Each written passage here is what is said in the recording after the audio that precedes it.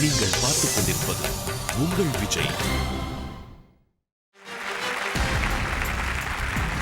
Welcome to Aachi masala Neeya Naana powered by Ron India TMT கம்பிகள், co-presented by butterfly power hub. அனைவருக்கும் கோபிநாத்தின் அன்பு வணக்கம். கடந்த 20 ஆண்டுகளில் இந்தியா முழுவதும் பெருமையாக பேசப்பட்டு கொண்டிருக்கக்கூடிய ஒரு விஷயம் கார்ப்பரேட் செக்டர். ஒரு தனி மனிதனிடமிருந்து அவனுடைய திறமையின் மூலமாக த பெஸ்ட்டை பெறுவதற்கு தேவைப்படக்கூடிய ஒரு சிஸ்டமையும் ஒரு ஸ்ட்ரக்சரையும் இந்த கார்ப்பரேட் வைத்திருக்கிறது அப்படின்னு நம்பப்படுது.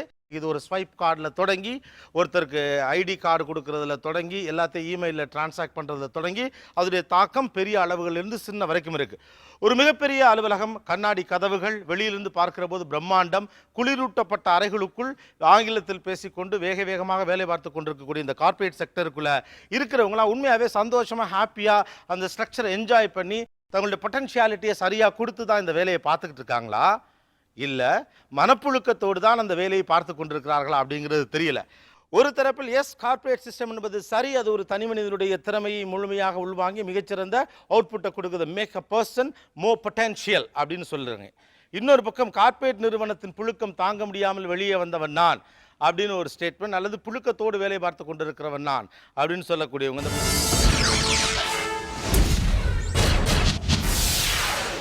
ஓகே, ரெண்டு பேர்கிட்டையும் நிறைய கேள்விகள் இருக்கு. முதல்ல நான் கேட்க விரும்புகிற கேள்வி இவர்களிடமிருந்து தான் தொடங்குது. என்னன்னா, இந்த கார்ப்பரேட் செக்டர் இதுக்கு முன்னால் நம்ம ட்ரேட் பண்ணிட்டு இருந்திருக்கோம், பிஸ்னஸ் பண்ணிட்டு இருந்திருக்கோம், நம்மகிட்ட நிறைய ஆஃபீஸ் மாடல்லாம் இருந்திருக்கு. ஆனால் இது ஒரு பெரிய சிஸ்டமை கொண்டு வந்துச்சுங்கிறத யாராலும் மறுக்க முடியாது. இந்த கார்ப்பரேட் செக்டர் என்கிற ஒரு விஷயம், இந்த மாதிரியான ஒரு கார்ப்பரேட் அலுவலகத்திற்குள் நீங்கள் போன பிறகு ஒரு தனி மனிதனாகவே நீங்கள் கற்றுக்கொண்ட நல்ல பிஹேவியர், உங்களுடைய மேனரிசம், உங்களுடைய ஆட்டிடியூட், இது என்னென்ன? Punctuality and discipline. Punctuality and discipline இது கற்றுக் கொடுத்துருச்சு. கரெக்ட் டைமுக்கு வர்றது, அந்த மாதிரியான விஷயம். கண்டிப்பாக. ஓகே, வேற ஒரு சமயத்தில் நான் ட்ரெஸ்ஸிங்ன்றது நான் காலேஜில் இருக்கிறச்சே ஒழுங்காக நான் பண்ணதெல்லாம் கிடையாது. என்னோடய ஃப்ரெண்ட்ஸை கேட்டால் ரொம்ப தெளிவாக தெரியும். முடி வெட்டினது இல்லை தாடி அந்த மாதிரி எல்லாமே ஃபுல்லாக இருந்திருக்கும். இன் பண்ணது கிடையாது. என்ன ஷேப் அப் பண்ணது என்னோட கம்பெனி, என்னோட கார்ப்பரேட் ஷேப் அப். எஸ், வேற நான் காலேஜ் படிக்கும்போது தலையில் நல்லா எண்ணெய் போட்டு தலை பின்னி கனகாமரம் பூ வச்சுட்டு அதே பேண்ட் ஷர்ட் போட்டுட்டு நாங்கள் அந்த இன்ஜினியரிங் லேபுக்கு போவோம்.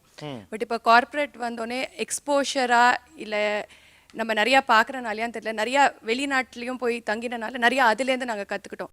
எஸ், வேறு decency in dressing, for example adopting to brand, அது ரொம்ப அதிகமா வந்திருக்கு. adapting to brand. Yes, she is right இதான் மேட்டர். அது வரைக்கும் அதெல்லாம் தோணாது. whatever the watch might be, whatever the perfume might be, ஆனா இப்போ watch a fast track, perfume we should go to this brand, cosmetics this brand, so we are getting adopted to brands as we live. நம்ம life ஸ்டைலுக்கு ஏற்ற மாதிரி we are getting adopted to that. Sir, என்னை பொறுத்த வரைக்கும் first எனக்கு கூச்ச சுபாவம் போச்சு சார். முன்னாடி வந்து பொண்ணுங்கிட்ட அவ்வளோ பேச மாட்டேன். காலேஜ் படிக்கும் போதெல்லாம் போயெல்லாம் பேச மாட்டேன். இப்போ வந்து கார்ப்பரேட்டில் ஒர்க் பண்ணதே ஒர்க் பண்ணி ஆகணும், வேறு வழி இல்லை. கூச்ச சுபாவம் ஆட்டோமேட்டிக்காக போயிடுச்சு.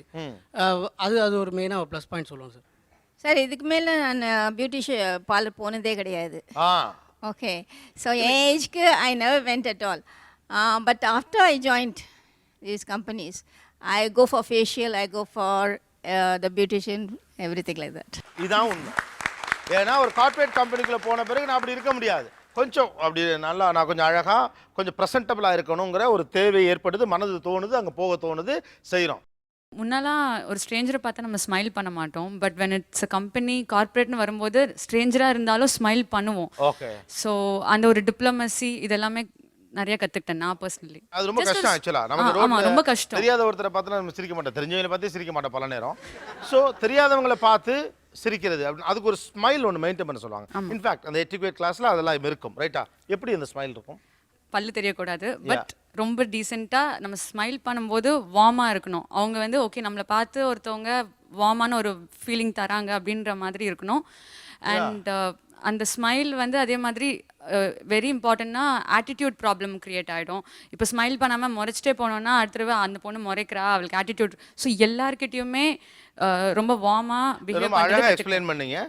சிரிக்கணும், ஆனால் பல்லு தெரியக்கூடாது, வார்மாக இருக்கணும். இதுதான் இன்னைக்கு கார்ப்பரேட் அழகாக சொல்லி கொடுத்துருக்க விஷயம். அந்த சிரிப்பு எப்படி இருக்கும்?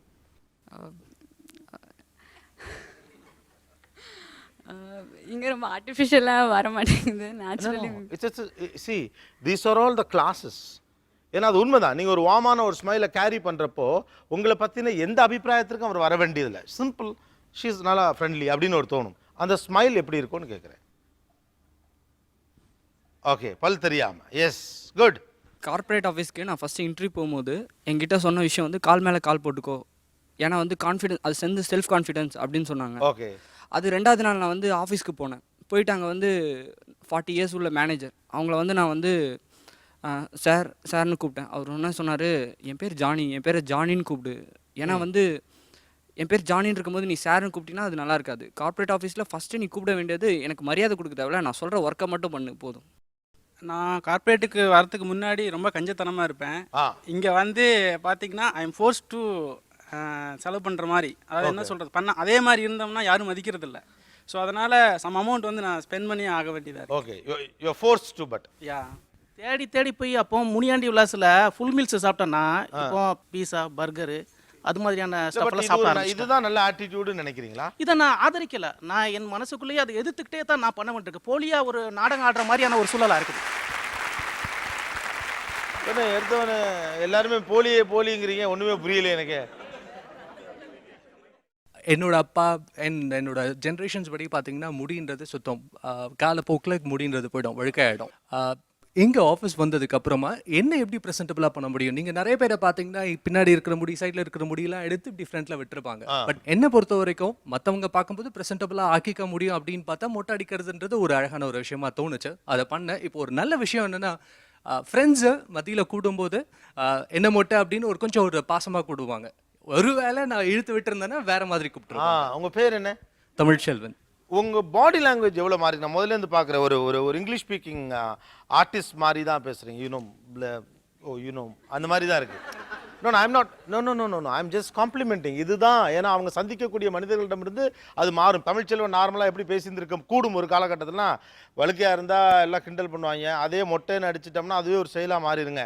இதுதான் இருந்திருக்க முடியும். But body language is moving, right? ஒரு இதெல்லாம் தாங்க இட்ஸ் மோர் ப்ரெசென்டபிள். உங்களை கவனிக்க வைக்கக்கூடிய ஒரு பாடி லாங்குவேஜ். மேபி நீங்கள் சொல்கிறது உண்மையாக இருக்கலாம். இது வந்து என்னால் நான் உணர முடியல, பட் என்னோட ஃப்ரெண்ட்ஸ் அதை உணர்ந்து அதை சொல்லியிருக்காங்க. பட் இதுவும் அங்கேருந்து வந்தது. Yes, okay, that's what I am asking. Yes, வேறு எதிர்த்து பேசுறது குறைஞ்சிருக்கு எனக்கு பர்சனலாக. சின்ன வயசுலேருந்து அப்பா பேசுகிற போதும் சரி. ஆக்சுவலாக ஒன்று சொல்லட்டுமா, எதிர்த்து பேசுறது குறைஞ்சிருக்குன்னா கார்ப்பரேட் உங்களை காலி பண்ணிருச்சுன்னு அர்த்தம். 3 வயசுலேருந்து 2 வயசுலேருந்து பாட்டி, தாத்தா, அம்மா, அப்பா, அண்ணன்மார், தம்பிமார்னு அவ்வளோ பேரும் சொல்லி கொடுத்து கற்றுக்காத கார்ப்பரேட்டில் கற்றுக்கிட்டீங்களா? இதை சின்ன வயசுல சொல்லுவாங்க, அண்ணனை டேன்னு கூப்பிடக்கூடாது, அண்ணேன்னு கூப்பிடணும்னு சொல்லுவாங்க. அப்போலேருந்தே இந்த சமூகமே ஒழுங்கற்று போய் கிடந்த மாதிரியும் கார்ப்பரேட் வந்து உங்களை காப்பாற்றிட்ட மாதிரியும் பேசுகிறீங்க. மரியாதை கொடுப்பதையே எனக்கு கார்ப்பரேட் கற்று தந்திருக்கிறது அப்படிங்கிறது போங்கு.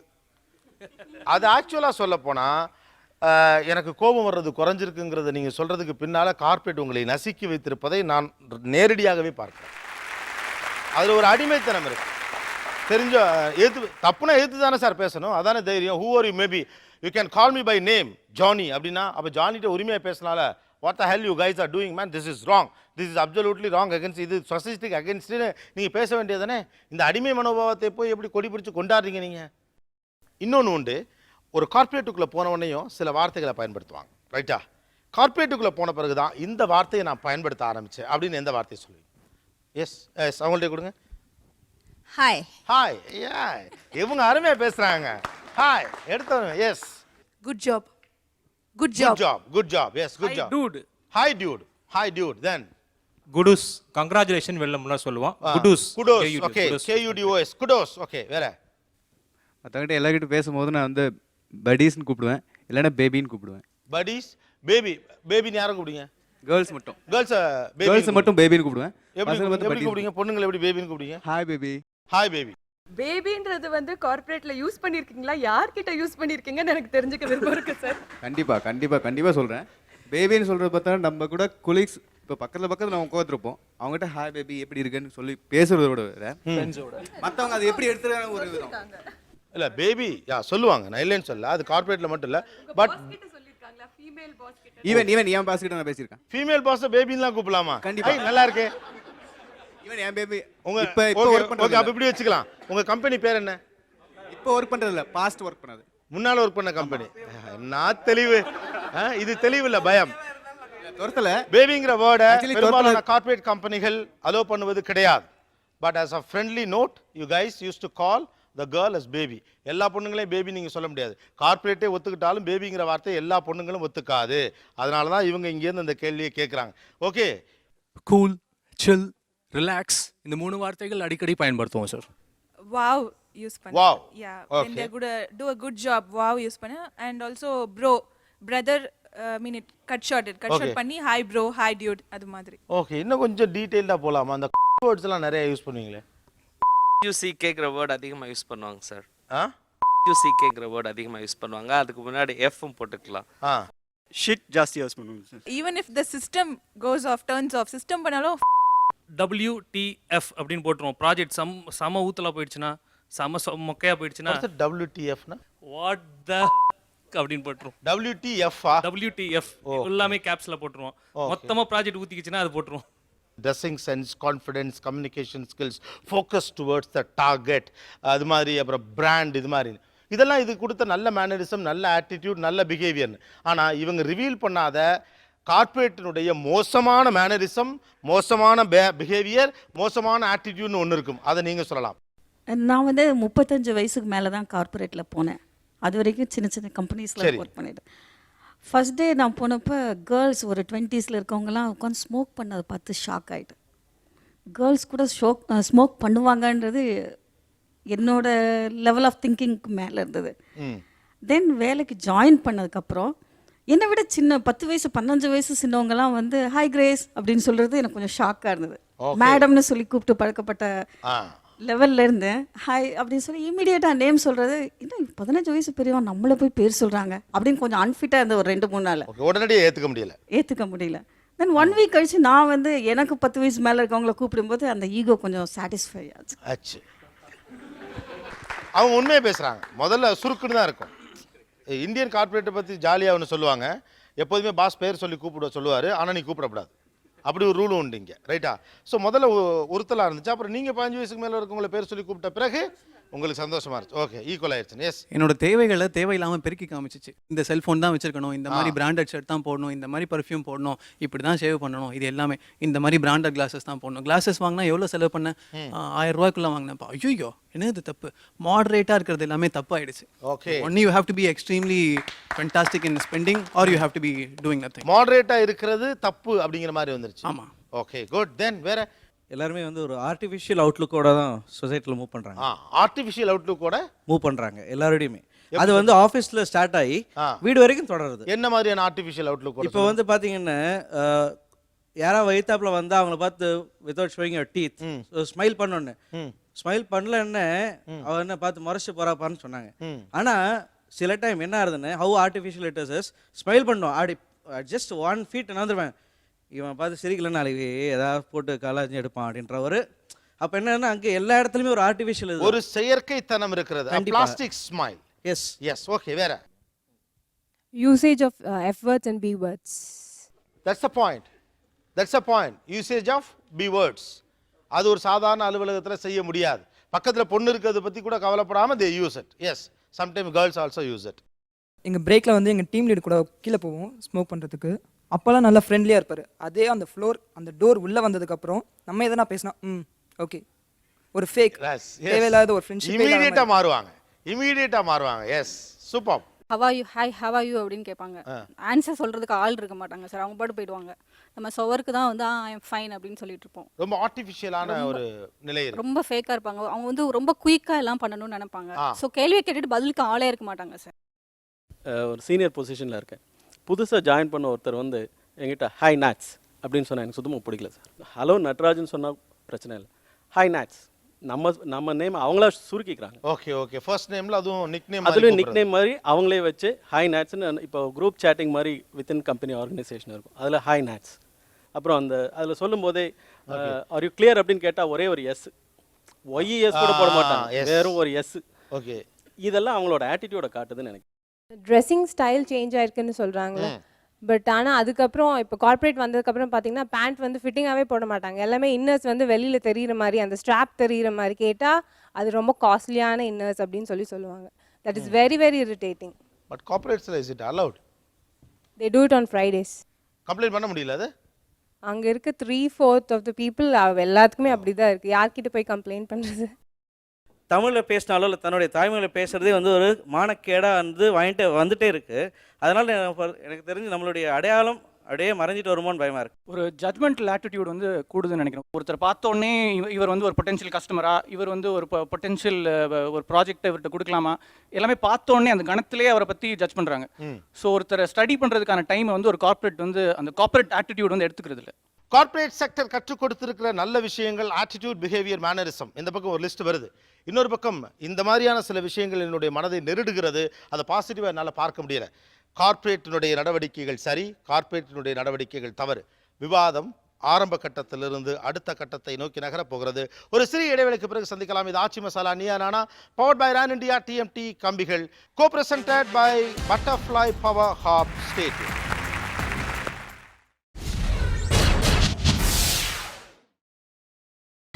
நீங்கள் பார்த்துக் கொண்டிருப்பது உங்கள் விஜய்.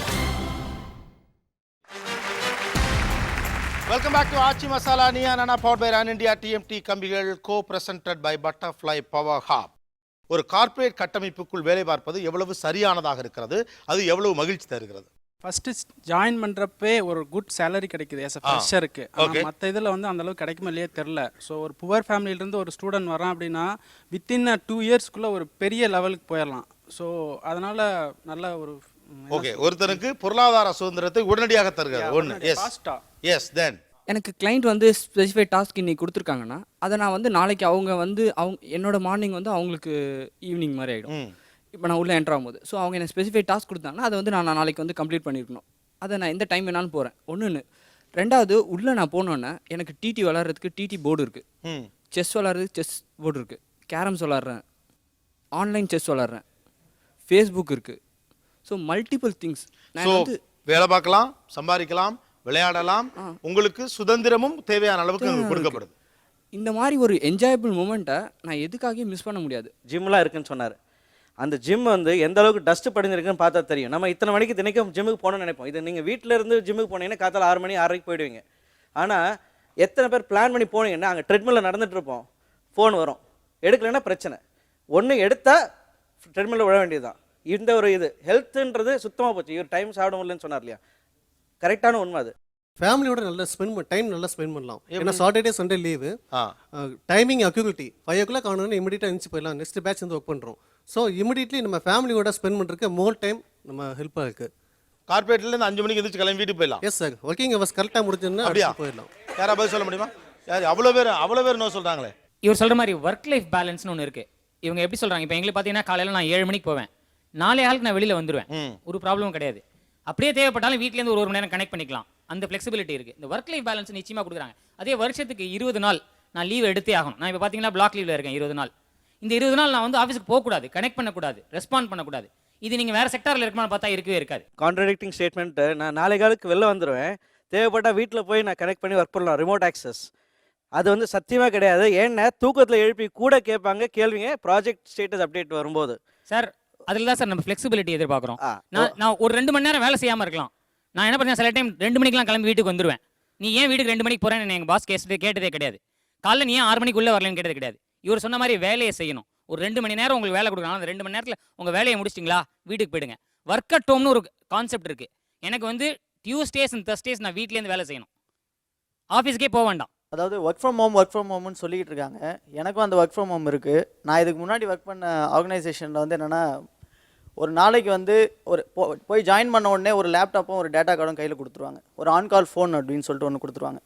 இதுக்கு பேர் வந்து ஆன்கால் சப்போர்ட் அப்படின்னு சொல்லிட்டு ஒரு கான்செப்ட் இருக்குது. ஆன்கால் சப்போர்ட்னா என்னென்னா, வீக்கெண்டில் வந்து சாட்டர்டே சண்டேஸ் கூட ஃப்ரீயாக விடாமல் நம்ம வந்து லேப்டாப்பு, டேட்டா கார்டு, மொபைல் 3த்தையும் கையில் வச்சுருக்கணும்.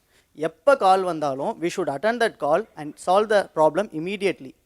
இல்லைன்னா it will go for escalation and that will affect your appraisal or something. இதுக்கு முன்னாடி ஒர்க் பண்ணிக்கிட்டு இருந்த ப்ரீவியஸ் ஆர்கனைசேஷனில் வந்து 16 to 17 hours ஒர்க் பண்ணியிருக்கேன். ஒர்க் பண்ணிவிட்டு நைட்டு கூட தூங்காமல் எப்போ கால் வந்தாலும் அதாவது கீ ரிசோர்ஸ் அப்படின்னு சொல்லிட்டு ஐடென்டிஃபை பண்ணுவாங்கன்னு சொன்னாங்க. அதே கீ ரிசோர்ஸாக என்னை ஐடென்டிஃபை பண்ணி எந்த டைமில் கால் வந்தாலும் நான் எடுத்து ஒர்க் பண்ணணும். இதனால் எனக்கு வந்து டைஃபாய்டு வந்து உடம்பு சரியில்லாமல் போய் so I have no other go and I resign my job. Resign பண்ணிவிட்டு அதுக்கப்புறமும் நோட்டீஸ் பீரியட் அப்படின்னு சொல்லிட்டு ஒரு 2 months இருக்குது. அந்த நோட்டீஸ் பீரியடில் கூட எனக்கு லீவ் கொடுக்காம you have to work from home அப்படின்னு சொல்லிட்டு சொன்னாங்க. ஸோ இதுதான் வந்து இந்த ஒர்க் ஃப்ரம் ஹோமோட பெரிய பெனிஃபிட். அந்த ஃப்ளெக்சிபிலிட்டின்ற வார்த்தை வந்து ஒரு போர்வைக்குள்ளே போயிடுது. என்னென்ன கூட்டு கட்சி பார்த்தீங்கன்னா அண்ணாமலை ராதாரவி சொல்கிற மாதிரி கூட்டு கட்சி பார்த்தீங்கன்னா கடைசியில் 12-13 மணி நேரம் மினிமம் ஒர்க் பண்ணுவாங்க. ஒன்று. ரெண்டாவது ஒர்க் அட் ஹோம் இருக்குல்ல, அதோடைய உள்ளர்த்தம் என்னன்னு நான் சொல்கிறேன். நான் ஒர்க் பண்ண பழைய ஆர்கனைசேஷன் உண்டு. என்னென்ன உங்களுக்கு various cost saving benefit to the employer or the organisation கம்பெனிக்கு, including usage of rest room there is a cost saving, including using an elevator, lift use பண்ணுறதுலேருந்து இதெல்லாமே under cover. Compulsory 20 days mandatory leave. நானும் போயிருக்கேன். நான் 2010 காஷ்மீர் போயிருந்தேன். I hate to be away. ஆனால் ஸ்ரீநகரில் எப்படியோ சிக்னல் எனக்கு கிடைச்சாலும் எப்போ கிடைக்குதோ டக்குன்னு ஃபோன் வந்து இந்த பர்டிகுலர் கண்ட்ரியோட ப்ராஜெக்ட் அப்கிரேடில் இருக்கும்போது என்னாச்சு, நான் அங்கே டால் லேக்கில் போட்டில் போயிட்டுருப்பேன், ஆனாலும் சிக்னல் கிடச்சி பிடிப்பாங்க. அப்போது ஒர்க் அட் ஹோம் என்ன ஆயிடுதுன்னு, no work for domestic purposes, you have to work always, you have to be on call. You have to be on call always. அப்படி இல்லை சார், என்னோட மேண்டேட்ரியே நான் வந்து இமெயில் ரெஸ்பாண்ட் பண்ணக்கூடாது, ஃபோன்ஸ் எடுக்கக்கூடாது. ஏன்னா எனக்கு பதிலாக என் கம்பெனி என்ன இன்வெஸ்ட் பண்ணுதுன்னா, எனக்கு பதிலாக இன்னொருத்தர் ரெடி பண்ணி அவங்க அந்த வேலை பண்ண முடியுமா, இந்த இண்டிவிஜுவல் இல்லாமல் இந்த ஆர்கனைசேஷன் ரன் பண்ண முடியுமான்னு டெஸ்ட் பண்ணுற அளவுக்கு கார்பரேட் லெவல் அட்வான்ஸாக திங்க் பண்ணுறாங்க. ஆன் பேப்பர் பீப்புள் சாஃப்ட் எதில் வேணால் லீவ் இருக்கும் ஆன் பேப்பர். ஆனால் when it comes to reality அவங்களை எத்தனை பேர் கேட்டு பாருங்க, they would have worked on their annual vacation if he has not done. அந்த மாதிரி ஒர்க் பண்ணலன்னு அவருடைய பிகெஸ்ட் பிளெஸிங்கோட இருக்கிற ஆள் யாருமே கிடையாது. அந்த ஃப்ளெக்சிபிலிட்டிங்கிற ஒரு இங்கிலீஷ் வார்த்தையில் மொத்தமாக நம்மளோட 365 நாள் 24 மணி நேரம் எதுவானாலும் அது ஃபுல்லாக நம்ம அவங்கக்கிட்ட கொடுத்துட்டோம். அவர் சொன்ன மாதிரி என்னோட ஆஃபீஸர் வந்து யூகேல இருக்கார் இல்லது வேற ஒரு நாட்டில் இருக்காருன்னா அவர் அந்த டைமுக்கு ஒரு மெயில் அனுப்புவார். அனுப்புகிறவர் நிச்சயமாக எதிர்பார்ப்பார் நான் எவ்வளவு சீக்கிரம் அதுக்கு ரிப்ளை வருதுன்னு. அதை மூடி வச்சுட்டு நான் தூங்கிட்டு இருக்கிறேன், எனக்கு ஃப்ளெக்சிபிள் டைம் இருக்குது, நான் நாளைக்கு சாயந்தரம் ரிப்ளை பண்ணுறேன்னு பண்ண முடியாது. அவர் அனுப்பிட்டாருன்னா அவர் எதிர்பார்ப்பார். ஏன்னா அதுக்கப்புறம் திருப்பி அவரோட வேலை இருக்குது, அவர் வேலையில் உட்காந்துருக்காரு. அவர் கொடுத்த மெயிலுக்கு நான் நாளைக்கு சாயந்தரம் அனுப்புறேன்னா அது வந்து ரியாலிட்டியில் இல்லை. ஒர்க் லைஃப் பேலன்ஸ் இருக்கா? நிச்சயமாக கிடையாது. ஃப்ளெக்சிபிலிட்டிங்கிறது இவங்களுக்கு கொடுக்கப்பட்ட வார்த்தை, இன்ஃப்ரிஞ்ச்மெண்ட்டுங்கிறது அது அவங்களோட அர்த்தம். உங்களோட டயத்துக்குள்ளே எங்கெங்கெல்லாம் உள்ள நுழைய முடியுமோ அங்கெங்கெல்லாம் நுழைஞ்சு அவங்களோட வேலையை வாங்கிக்கிறதுக்காக தான் அந்த ஃப்ளெக்சிபிலிட்டிங்கிற வார்த்தை. பங்க்சுவாலிட்டி, டைமுக்கு வருது டைமுக்கு போகிறது பற்றி நிறைய பேர் பேசுனீங்க. பங்க்சுவாலிட்டி உங்களுக்கு வேலை விஷயத்தில் மட்டும்தான் இருக்கே தவிர உங்கள் அம்மா வெயிட் பண்ணிட்டு இருக்காங்களா, உங்கள் ஒய்ஃப் வெயிட் பண்ணிட்டு இருக்காங்களா, அவங்களுக்கு என்ன டைம் ஸ்பெண்ட் பண்ணுங்கிறது சுத்தமாக கிடையாது. உங்கள் பங்க்சுவாலிட்டி உங்கள் டைம்லினஸ் எல்லாமே அங்கே மட்டும்தான் காமிக்கிறீங்களே தவிர இந்த இன்ஃப்ரிஞ்ச்மெண்ட் அப்படிங்கிற ஒரு விஷயத்தால் மற்ற டைமும் உங்களுக்கு போச்சு, அவ்வளோதான். எனக்கு இப்போ எங்கள் அம்மாவோ இல்லை என்னோட மனைவிக்கோ நான் ஒரு விஷயத்தை பிளான் பண்ணியிருந்தேன் அப்படின்னா அதுக்கேற்ற மாதிரி என்னோட வேலை டைமையும் நான் பிளான் பண்ணிட்டு செஞ்சுப்பேன். குவாலிட்டி ஆஃப் டைம் தான் இம்பார்ட்டன்ட். நான் 12 மணி நேரம் ஆஃபீஸில் இருந்தேன்னா 12 மணி நேரம் வீட்டில் இருந்தேனான்றது முக்கியமாக இல்லை, எவ்வளோ குவாலிட்டியோட என்னோட லைஃப்பை ஸ்பெண்ட் பண்ணுறது தான் sir important. Work life balance அப்படின்னு சொல்லி இவ்வளோ நாள் வந்துட்டு இருந்தது எல்லாமே இன்றைக்கி சஃபகேட் ஆகி ஒர்க் லைஃப் இன்டெகிரேஷன் கொண்டு வந்துட்டாங்க. இன்றைக்கி சீனியர் மேனேஜ்மெண்ட்டே அதுதான் சொல்லுது. இந்த இன்டெகிரேஷன் வரும்போது ஒர்க்கு தான் உங்களோட மேக்ஸிமம் டைம் ஆக்குபை பண்ணுமே தவிர உங்களோட ஃபேமிலி லைஃப்க்கு கரெக்டாக பிளான் பண்ணின மாதிரி நடக்காது. 12 மணி நேரம்ன்றது வாரத்துக்கு 6 நாளும் இருக்க போகிறது இல்லை சார். சரி, ஒரு 6 நாளில் ஒரு 2 நாள் எனக்கு 12 மணி நேரம் வேலை பண்ண வேண்டிய சூழ்நிலைகள் இருக்கலாம். ஒரு சில நாள் மற்ற பேலன்ஸில் ஒரு 6 ஹவர்ஸும் இருக்கலாம். அதுக்கேற்ற மாதிரி நான் என்னுடைய பர்சனல் லைஃப்பை நான் பிளான் பண்ணிக்கிறேன். That is where I'm bringing the work life balance. நான் வந்து ஒரு இன்ஜினியரிங் மேனேஜர் மட்டும் கிடையாது, நான் ஒரு வைல்ட் லைஃப் ஃபோட்டோகிராஃபர். சரி, என்னால் ஃபோட்டோகிராஃபிக்கும் என்னால் டைம் அலோகேட் பண்ண முடியுது. சார், நான் ஒரு NBFC நான் பேங்கிங் ஃபினான்ஷியல் கார்பரேஷன், அதாவது கார்ப்பரேட் கந்துவட்டி கடை, அதில் 2 வருஷம் வேலை பண்ணியிருக்கேன். 2 வருஷமே நான் வீட்டுக்கு போய் லைட்டை போட வேண்டியிருக்கும். எல்லோரும் தூங்கினதுக்கப்புறம் தான் நான் போக முடியும். நான் எந்திரிக்கும் போது எல்லாருமே வெளியே போயிருப்பாங்க. அதுக்கப்புறம் லேட்டாக போனால் இப்போ பரவாயில்ல, ஆனால் ரொம்ப லேட்டாக தான் நான் வீட்டுக்கு போக முடியும். அவர் சொன்ன மாதிரி வைல்ட் லைஃப் ஃபோட்டோகிராஃபியில் ரொம்ப இன்ட்ரெஸ்ட் இருக்குது அப்படி இப்படின்லாம் சொன்னார். முதல் வருஷம் 2 லட்ச ரூபா செலவு பண்ணி என்னோடய ஃபோட்டோகிராஃபி இன்ட்ரெஸ்ட்டுக்காக நான் ரொம்ப கேமரா அது இதுன்னு எல்லாமே வாங்கினேன். 2 வருஷம் வேலை பண்ணேன். ஒரு வீக்கெண்டு கூட என்னால் ஒரு சாட்டிஸ்ஃபைடு ஒரு ஃபோட்டோகிராஃபிக் ட்ரிப் நான் இது வரைக்கும் போனதே இல்லை. ஒரு மாதத்தில் 4 வாரத்தில் 2 வீக்கெண்ட் வந்து கண்டிப்பாக ஆஃபீஸ்க்கு போக வேண்டிய இருக்கும். ஏன்னா அது ஒரு aggressive sales job. Mandatory holidays இருக்குது, ஒரு வாரம் மேண்டேட்ரி ஹாலிடேஸ் இருக்குது. மேண்டேட்ரி ஹாலிடேஸ் போகிற மாதம் எனக்கு இன்சென்ட் வராது, ஏன்னா டார்கெட் அச்சீவ் பண்ண முடியாது. ஸோ டார்கெட் வந்து உங்கள் ஹாலிடேஸ் எல்லாம் பிளான் பண்ணி அவங்க கொடுக்குறதில்ல. உங்கள் மேலே இன்றைக்கி இந்த மாதம் 100 பண்ணிங்கன்னா அடுத்த மாதம் 120, அதுக்கு மாதம் 150. உங்கள் கெப்பாசிட்டியே அவங்க வந்து மேக்ஸிமம் யூட்டிலைஸ் பண்ணி அதை புழிஞ்சு எடுக்கிற ஒரு இதில் தான் இருக்கிறாங்க.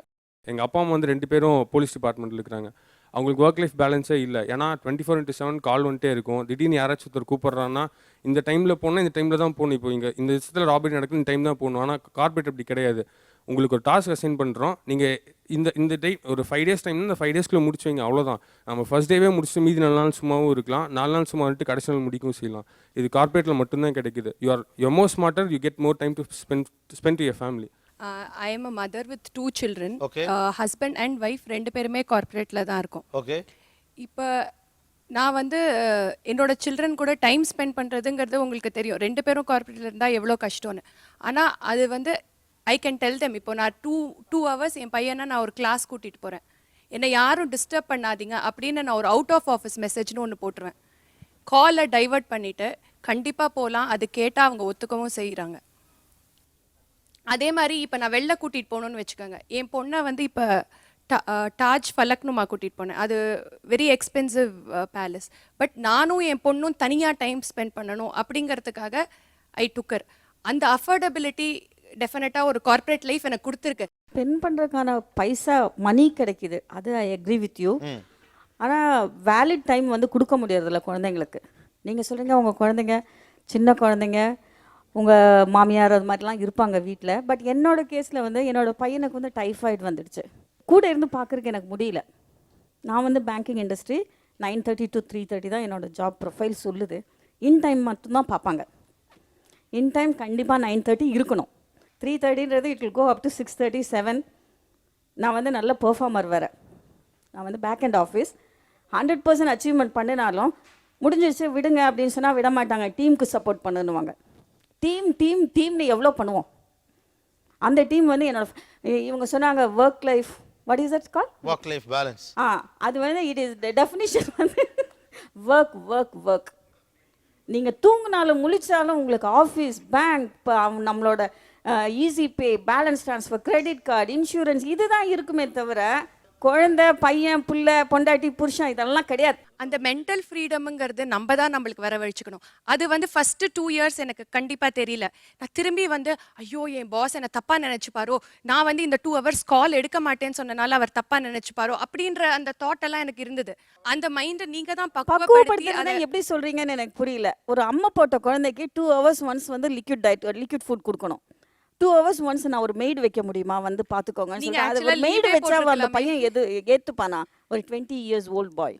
இல்லை ஒரு லீவே போட்டிருக்கலாமே. அப்போ ஏன் கிடைக்கலம்மா? கிடைச்சு நான் பிளாக் லீவ் அப்ளை பண்ண ஐ வாஸ் எலிஜிபிள். கிடைக்கல. இல்லை நம்ம வந்து டீம் டவுனாக இருக்குது, நம்ம தான் டீம் எனக்கு தெரிஞ்சு எல்லா கார்ப்பரேட்டும் அப்படி இல்லைன்னு தான் சார் நான் சொல்லுவேன். உங்கள் system is common to all அப்படின்னா இவங்க சொன்னதும் காமன் டு ஆல் தான், ரைட்டு தானே? அவங்களுக்கு மட்டும் அது நடந்துச்சு நீங்கள் சொல்லிட முடியாது. அப்படி பார்த்தா இவங்க சொல்ல முடியும் இது உங்களுக்கு மட்டும் நடக்குது, உங்கள் பாஸ் மட்டும் நல்ல மனுஷன் போல் இருக்கு அப்படின்னு. அவங்க ஒர்க் பண்ணுற கம்பெனியில் 7 வருஷமாக ஒர்க் பண்ணிட்டு இருக்கேன் சார். அவங்க ஏதோ லீவெல்லாம் அடிக்கடி போடலான்றாங்க.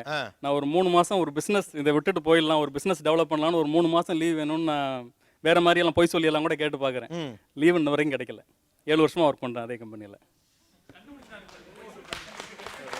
உங்கள் கம்பெனி தானே அவங்க. நீங்கள் வந்து ஏன் லீவ் கொடுக்கலன்னு உங்கள் பாஸை தான் கேட்கணும். அது ஏன் கேட்டாங்க, அதுக்கு நீங்கள் ஏதாவது முயற்சி எடுத்துருக்கலாம். அவங்க லீவ் கொடுக்குற மாதிரி ஒரு சூழ்நிலை கிரியேட் பண்ணியிருக்கலாம். அப்போ நீங்கள் சொல்கிறது person dependent, not company wide ஒரு பாலிசியோ ஒரு இதுவோ கிடையாது. பாஸ் நல்லா இருந்தால் உங்களுக்கு எல்லாம் கிடைக்கும், பாஸ் நல்லா இல்லைனா உங்களுக்கு எதுவுமே கிடைக்காது. இன்னொரு விஷயம், ஒருத்தர் 20 நாள் மேண்டேட்டரி லீவெல்லாம் சொன்னார் இல்லைங்களா, அது எப்போ கிடைக்கும்னா நம்ம நினைக்கும் போது கிடைக்காது. வெள்ளைக்காரங்களாம் எப்போ கிறிஸ்மஸ் வெக்கேஷனுக்கு போகிறாங்களோ அப்போ இங்கே உள்ளவங்களாம் ஓடிப்போம். உனக்கு தீபாவளியோ பொங்கலோனா நம்ம போகக்கூடாது.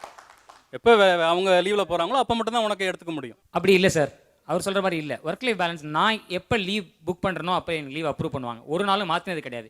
இப்போ என்ன ப்ராப்ளம்னா மோஸ்ட் ஆஃப் த டீம் அந்த சைடில் இருக்கிறவங்க சொல்கிறதுக்கு பார்த்தீங்கன்னா இம்ப்ராப்பர் பிளானிங் அண்ட் என்ன வேணும்னு அவங்க டிசைட் பண்ணலை. அவங்க என்ன சொல்கிறாங்க, என் பையனுக்கு உடம்பு சரியில்லை நான் ஆஃபீஸில் உட்கார சொல்கிறாங்க, ரிசைன் பண்ணுங்க வேண்டாம்னா. காம்படிட்டிவாக இருக்கணும்னா ரிஸ்க் எடுத்தால் தான் உங்களுக்கு ரிட்டர்ன்ஸ் அதிகம். So if you are in a risk taking industry where when you plan your successor you will be able to take care of. அவருக்கு மேரேஜ் ஆயிடுச்சான்னு எனக்கு தெரியல. மேரேஜ்னு ஒன்று ஆயிடுச்சுன்னா அதில் நிஜமாவே பேலன்ஸ் பண்ணணும்னு வரும்போது 2 சின்ன குழந்தைங்களை வச்சுட்டு இதே மாதிரி அவங்க சொல்கிற மாதிரி ஐடியலிசம் வேர்ல்டு நம்ம பேச முடியாது. 24/7 சப்போர்ட்டுங்கிறது எனக்கு ரொம்ப காமனாக இருக்குது. நம்ம குழந்தைங்க, நம்ம ஒய்ஃபு, நம்ம வேலை அப்படின்ற கண்டினியூஸ் சப்போர்ட் கொடுத்துட்டு இருக்கும்போது நான் பண்ணியிருக்கேன். ஃப்ரைடே நைட்டில் ஆரம்பித்து மண்டே மார்னிங் வரைக்கும்லாம் அந்த கண்டினியூஸ் சப்போர்ட் இருந்துகிட்ருக்கும். நடுவில் ஒரு பிரேக் இருக்கும், அப்போ ஃபேமிலி பேலன்ஸ் பண்ணணும், பிளான் பண்ணிக்கிறேன். இந்த ஐடியலிசம் எல்லாமே ஓகே. இதனால் நான் இழந்தது என்னன்னா என் கண்ணில் கருவளையம், மண்டையில் முடி எல்லாம் போச்சு. எனக்கு வந்து 40 வயசு ஆகுது, 2 பசங்க இருக்காங்க. இன்றைக்கி காலையில் கூட எப்படின்னா என்னோட லைஃப் ஸ்டைல் எப்படின்னா 4:30 மணிக்கு எழுந்துப்பேன். 7 மணிக்கு அவங்களை 7:30 மணிக்கு ஸ்கூலுக்கு கிளப்பணும். அதுக்குள்ளே நானும் என் ஒய்ஃபும் சேர்ந்து கிளப்பிடுவோம். 5 மணிக்கு திரும்பி வருவாங்க. 5லேருந்து 8 பசங்களுக்கு 1 மணி நேரம் படிப்பு, பாக்கி 2 மணி நேரமோ 3 மணி நேரமோ நான் அவங்க கூட விளையாடுவேன். They have a system which is structured. No corporate structure says நீங்கள் இந்த மாதிரி தான் வேலை செஞ்சவங்க வெளில போகணும்னு சொன்ன மாதிரி கிடையாது. நீங்கள் எந்த அளவுக்கு எஃபோர்ட் போடுறீங்களோ வெளியில போகணும். இப்போ தான் இவர் சொன்னார், லீவ் எடுக்க முடியல, குழந்தைய பார்க்கணுங்கிறது முக்கியம்னா நீ வெளியில் போயிரு. நீ உன் பர்சனலை பற்றி எங்களுக்கு கவலை இல்லை. நீ வேலை பார்க்கணும்னா இரு. உனக்கு வீட்டில் பிரச்சனையா நீ ஓடிப்போ.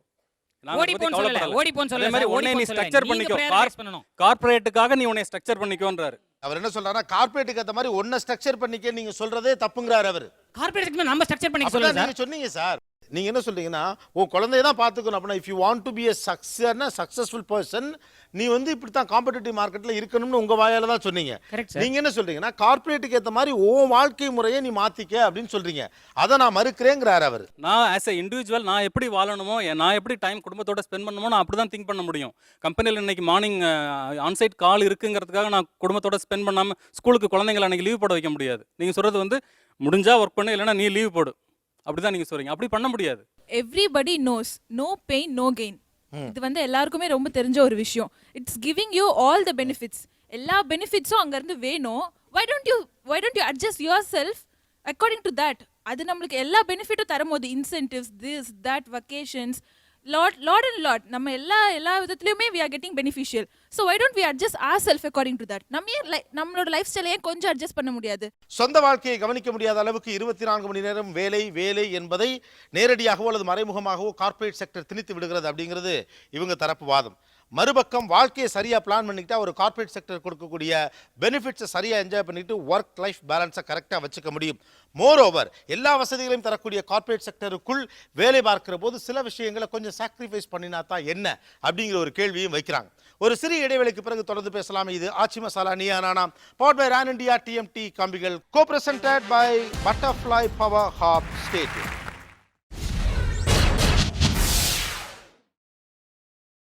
நீங்கள் பார்த்துக் கொண்டிருப்பது உங்கள் விஜய்.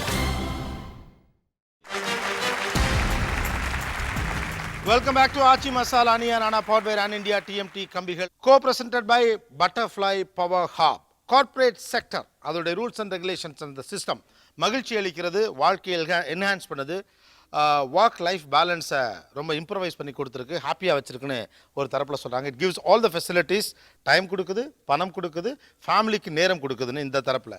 எல்லாமே மாய வலைக்குள் அடைக்கப்பட்டு அப்படி ஏமாற்றப்படுகிறது அப்படின்னு இந்த தரப்பில் சொல்கிறாங்க. முதல் முறையாக கார்ப்பரேட் செக்டர்லேருந்து வேலை பார்த்து அதை விட்டு வெளியில் வந்தவங்க கொஞ்சம் பேரை நீயா நானா இங்கே அழைத்து வந்திருக்கிறது. யாரெல்லாம் கார்ப்பரேட் செக்டரில் ஒர்க் பண்ணிட்டு அதை ரிசைன் பண்ணிட்டு வேறு இடத்துக்கு வந்தவங்க? எப்பா இவ்வளோ பேரா? உங்ககிட்ட போகிறதுக்கு முன்னால் 2 ஸ்பெஷல் கெஸ்ட் இவங்க ரெண்டு பேரையும் நிறைய பேருக்கு தெரிஞ்சிருக்கும். பிஸ்னஸ் கன்சல்டன்ட், நிறைய நிறுவனங்களில் பெரிய நிறுவனங்களில் ஹெச்ஆராக பணியாற்றியவர், நல்ல எழுத்தாளர் திரு சோமவள்ளியப்பன் அவர்கள். Let's welcome.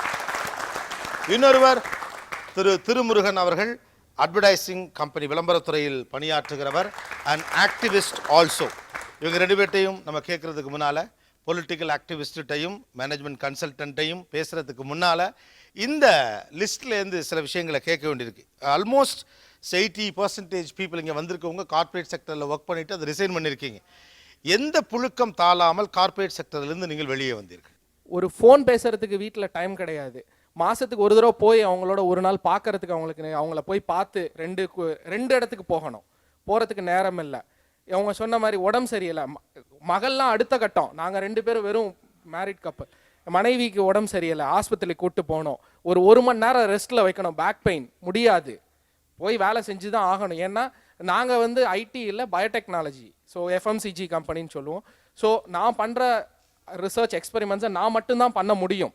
எனக்கு அங்கே பேக்கப் எல்லாம் அசிஸ்டண்ட் இருந்தாலும் என்னோட அந்த ஹேண்ட்ஸை அவங்க பண்ண மாட்டாங்க. ஸோ என்ன ஆனாலும் ஒர்க்கு போகணும், பிகாஸ் ஹைலி பெய்டு. அவங்க சொன்ன மாதிரி பணம் வருது செய், இல்லையா அவர் சொன்ன மாதிரி வேலையை விட்டுட்டு வந்துட்டேன், அவ்வளவுதான். ரிஸ்க் எடுக்கணும், இல்லைனா எடுத்தாச்சு, வந்துட்டோம் சார், வந்துட்டேன்.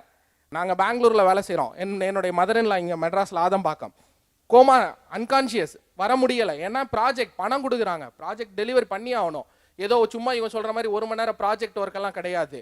ப்ராஜெக்ட்னா 3 வருஷம் பண்ண வேண்டியதை 1 வருஷம் பண்ணணும், அப்போ தான் அந்த சம்பளம். இவங்க சொல்கிற மாதிரி நான் 1 மணி நேரத்தில் பண்ணிவிட்டு மிச்ச நேரம் விளையாடுவேன், அதெல்லாம் எங்கேயோ. நிஜத்தில் வந்து 3 வருஷம் டார்கெட், 1 வருஷம். அதற்கும் மேற்கொண்டு இன்னும் இருக்குது நிறைய விஷயங்கள். ஒருத்தருக்கு லீவ் கொடுப்பாங்க, ஒருத்தருக்கு லீவ் கொடுக்க மாட்டாங்க. ஏன்னு கேட்க முடியாது. அவ்வளோ பேப்பர்ஸை படித்து இது உள்ளர இவ்வளோ லீகல் விஷயம் இருக்குன்னு தெரிஞ்சுக்கணுன்னா அதுக்கு 3 டாக்டரேட் பண்ணணும். ஸோ ஒருத்தருக்கு லீவ் கிடைக்கும், ஒருத்தருக்கு லீவ் கிடைக்காது, ஒருத்தருக்கு ப்ரமோஷன் கிடைக்கும், ஒருத்தருக்கு ப்ரமோஷன் கிடைக்காது. கேட்டால் அவர் சொன்ன மாதிரி வேற கம்பெனியில் எங்கே சம்பளம், ஹெச்ஆர் எங்கள் முன்னாடி சொன்னார், உனக்கு இது சம்பளம் ஜாஸ்தி, இதுக்கு மேலே சம்பளம் வேணும்னா வேற கம்பெனிக்கு போய்க்கோ. அவர் சொன்ன அதே லைன். இதில் நிறைய விஷயங்கள் இருக்குது. டாப் லெவல் மேனேஜர்ஸ் நல்லா மேனேஜர்ஸாக இருந்தால் அவங்க 4:30-5 மணிக்கு போயிடலாம். ஏன்னா கழுதைகிட்ட மூட்டையை கொடுத்துட்டாங்க, நாங்கள் சுமக்கணும். எப்போவுமே இந்த வாரில் கூட அந்த முன்னாடி லைனில் இருக்கிற சோல்ஜர்ஸ் தான் சாவுவாங்க, மெடல் வந்து மேலே இருக்க சீஃப் குத்திக்குவாங்க. அந்த மாதிரி தான் இங்கே உள்ளர வந்து டாங்கி ஜாப்லேருந்து டாய்லெட் கழுவுறன்ற வார்த்தையிலேருந்து இன்னும் நீங்கள் சொன்ன ஜென்ரல் பேட் வேர்ட்ஸ் வேறு சார். டிஸ்கஷன் ரூமில் 1-to-1 டிஸ்கஷனில் பேசுகிற வார்த்தைகள் வேறு. சொல்லுவாங்க டாங்கிஸ் ஜாப்பு வந்து அது மாதிரி இன்னும் பயங்கரமாக போனதெல்லாம் இருக்குது மீட்டிங்கில். அதெல்லாம் இங்கே யாரும் நீங்கள் பேச மாட்டீங்க. அவர் சொன்னதோட ஒரு லைன் இதான், டிஸ்பாரிட்டி இருக்குது. ஒரு பெரிய சிஸ்டம் இருக்க மாதிரி சொல்கிற இடத்துல ஆனால் ஒரு பெரிய டிஸ்பாரிட்டி இருக்குது.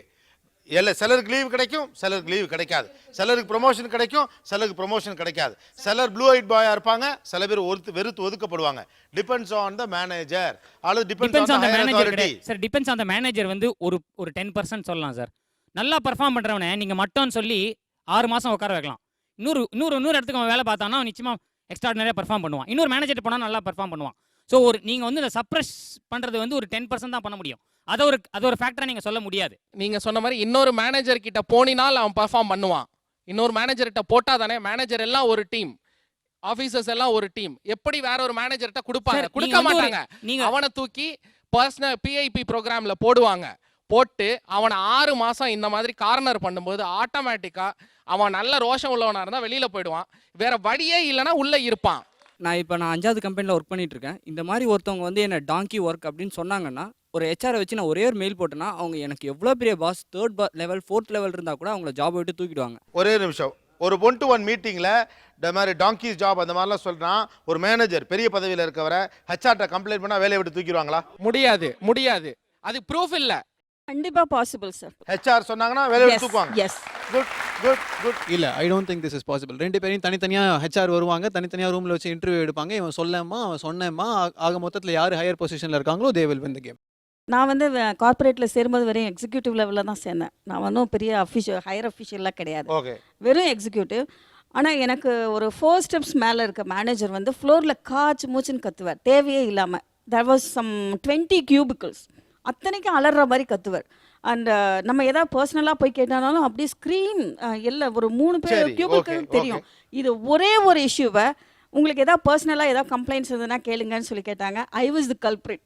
நான் வந்து இவர் இப்படி ரொம்ப சத்தம் போடாரு, எனக்கு பிடிக்கல அப்படின்னு எழுதியிருந்தேன். 3 days கழிச்சு என்னை ஹெச்ஆர் தனியாக கூப்பிட்டு கேட்டார், is that the reason, is that true அப்படின்னு சொல்லிட்டு. எஸ், இந்த ரூம்குள்ளே தான் பேசணும். வித்தின் 10 days டைம் போயிட்டார், வெளியே எடுத்துட்டாங்க. அப்படி ஒரு செட்டப் இருக்கக்கூடிய பியூட்டிஃபுல்லான அந்த ஒரு சிஸ்டம் இருக்கக்கூடிய கார்ப்பரேட் செக்டர்லேருந்து நீங்கள் ஏன் விலகினீர்கள்? நான் வந்து வேலை செஞ்சது 23 years. Okay, 23 years of experience. அதில் 8 years தான் கார்ப்பரேட். ஃபஸ்ட் டைம் நான் வந்து கார்ப்பரேட்டில் ஆஃபர் லெட்டர் வாங்கும்போது கோபி எப்படி சொல்கிறேன்னு தெரில, 5 digit சேலரிலாம் நான் இமேஜின் பண்ணதே கிடையாது. நான் பார்த்துட்டு ஸ்டன் ஆகிட்டேன், ஷிவரிங், ஃபீவர்.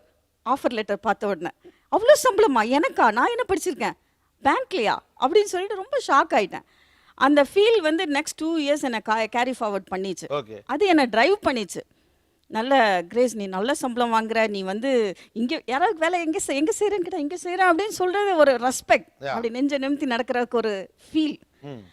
இதெல்லாம் ஃபஸ்ட் டைம் அந்த ATM card, debit card, credit card, life was wonderful. ஆனால் நெக்ஸ்ட் 3 years அதுக்கு அந்த த்ரில் எப்படி செய்வோன்னா நம்மளோட பெர்ஃபார்மன்ஸ் ஆட்டோமேட்டிக்லி ரொம்ப மேலே வந்துடும். என்னோடய வயசுக்கு மீறின பெர்ஃபார்மன்ஸ் அதெல்லாம். நான் வந்து என்னோட ஒரு டீனேஜ் 2 சன்ஸ்க்கு மதர் மாதிரிலாம் இல்லாமல் I was competing with 20 years old girls, boys, அது மாதிரி.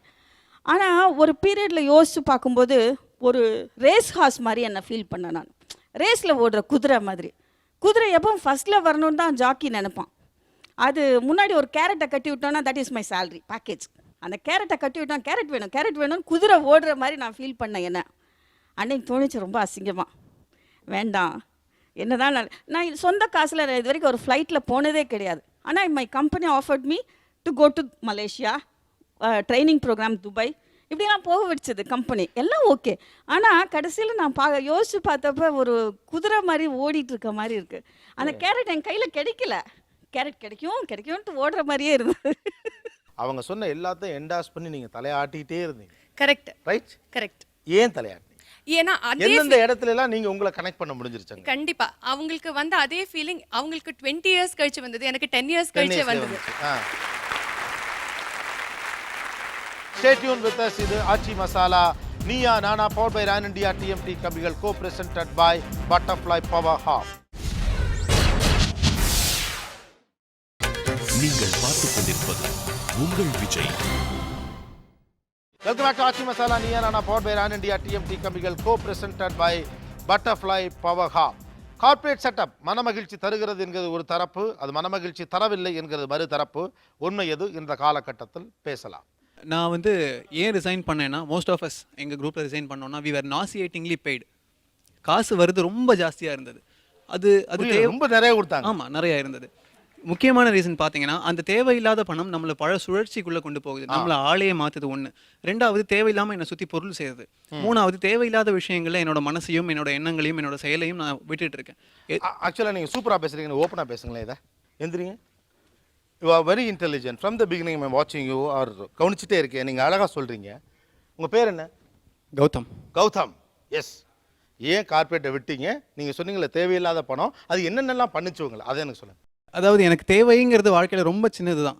என்றைக்கு என்னால் வாழ்க்கையை ஒரு பெட்டிக்குள்ளே சுருக்க முடியுதோ அன்றைக்கி தான் I have lived life with the ஃபுல்லஸ்ட்னு நான் சொல்ல முடியும். இப்போ நான் ஒரு ஆஃபீஸ்க்குள்ளே போகிறேன், என்னோட ஃப்ரெண்டு வந்து ஒரு பியூட்டிஃபுல் மொபைல் ஃபோன் வச்சிருக்காருன்னா அந்த ஃபோனை நான் வாங்கினா தான் ஐ கேன் பி தேர். அப்படி இல்லாட்டி நான் அங்கே இருக்க முடியாதுங்கிற ஒரு சூழ்நிலை ஒன்று வருது. ரெண்டாவது பார்த்தீங்கன்னா, இப்போ நான் ஒரு பேசிக் என்வாயன்மெண்ட்லேருந்து நான் ஒரு கார்பரேட்குள்ளே போகிறேன். எனக்கு 30,000 40,000 50,000 சம்பளம் வந்துட்டு இருக்குன்ற போது இந்த எக்ஸ்ட்ரா 10,000 சம்பளம் வருது. இதை நான் இதில் இன்வெஸ்ட் பண்ணலாமா? சரி, வீடு வாங்கலாம். நானும் என் ஒய்ஃபும் சேர்ந்து வீடு வாங்குறோம் அப்படின்னா அடுத்த 20 வருஷத்துக்கு என்னோட மாத சம்பளத்துலேருந்து 10,000 20,000 நான் அவனுக்கு தான் எழுதி வச்சு ஆகணும். அதை வாங்குறதுக்கு என் வீட்டு வாசலில் வந்து நிற்பான். இதனால் நான் வேறு எதையுமே யோசிக்க முடியாது. நாளைக்கு என் பையனுக்கு இல்லை, எனக்கு அம்மா போட்டிருந்தாலும் டைஃபாய்டு போயிட்டு இருந்தாலும் வேலையை விட்டு போகணுன்னு சொன்னால் அந்த சுச்சுவேஷன் என்னால் ஃபேஸ் பண்ண முடியாது. ஸோ அந்த மாதிரி சுச்சுவேஷன்ஸ்குள்ளேயே போகாமல் நான் அதே சுச்சுவேஷன்லேயே இருந்து நான் அந்த கசப்பையுமே சுவைச்சிக்கிட்டு நான் அங்கேயே இருக்க வேண்டிய ஒரு சூழ்நிலை வருது. ஆனால் நான் வெளியில் வரும்போது எனக்கு என்ன தேவைங்கிறது என்னால் உணர முடியுது. எனக்கு அந்த வீடு தேவையா இல்லையாங்கிறது என்னால் யோசிக்க முடியுது. எனக்கு தேவையான பொருள் எது, தேவையில்லாத பொருள் எது. இந்த பட் கௌதம், இப்படி ஒரு ஃபிலாசபிக்கல் மைண்டில் அதுவும் இந்த ஏஜில் வாழ முடியுமா? இங்கே முக்கியமாக கவனிக்க வேண்டிய விஷயம் என்னன்னா, அந்த யோசனையை கொடுக்கக்கூடியது கார்பரேட் என்வைரன்மெண்ட் கிடையாது. நீங்கள் பெட்டிக்குள்ளே சுருக்குங்க, இல்லை ஒரு ரூம்குள்ளே சுருக்குங்க, ஒரு சின்ன வீட்டுக்குள்ளே சுருக்குங்க. ஆனால் அந்த யோசனையை கொடுக்கறது வெளியில் வந்தால் தான் முடியும். நீங்கள் உள்ளே இருந்தீங்கன்னா உங்களுக்கு என்ன வேணுமோ அந்த கேரட்னு சொல்லலாம், இல்லை அது உங்களோட ஓன் டார்கெட்னு சொல்லலாம். அது பின்னாடியே ஓடிட்டு இருக்க தான் தோணுமே தவிர வெளியில் வந்தால் தான், தள்ளி நின்று பார்த்தா தான் யோசிக்க முடியும். எந்த அச்சு முறிஞ்சப்போ இந்த கார்பரேட் உலகம் எனக்கு வேண்டாம், நான் வெளியில் வரணும் நீங்கள் முடிவு பண்ணீங்க? 2 லட்ச ரூபா பெர் மந்த் சம்பளம் கொடுக்க முடியும் அப்படின்னு அவங்க சொன்னப்போ நான் வெளில வந்தேன். What? Man, I would like to appreciate it.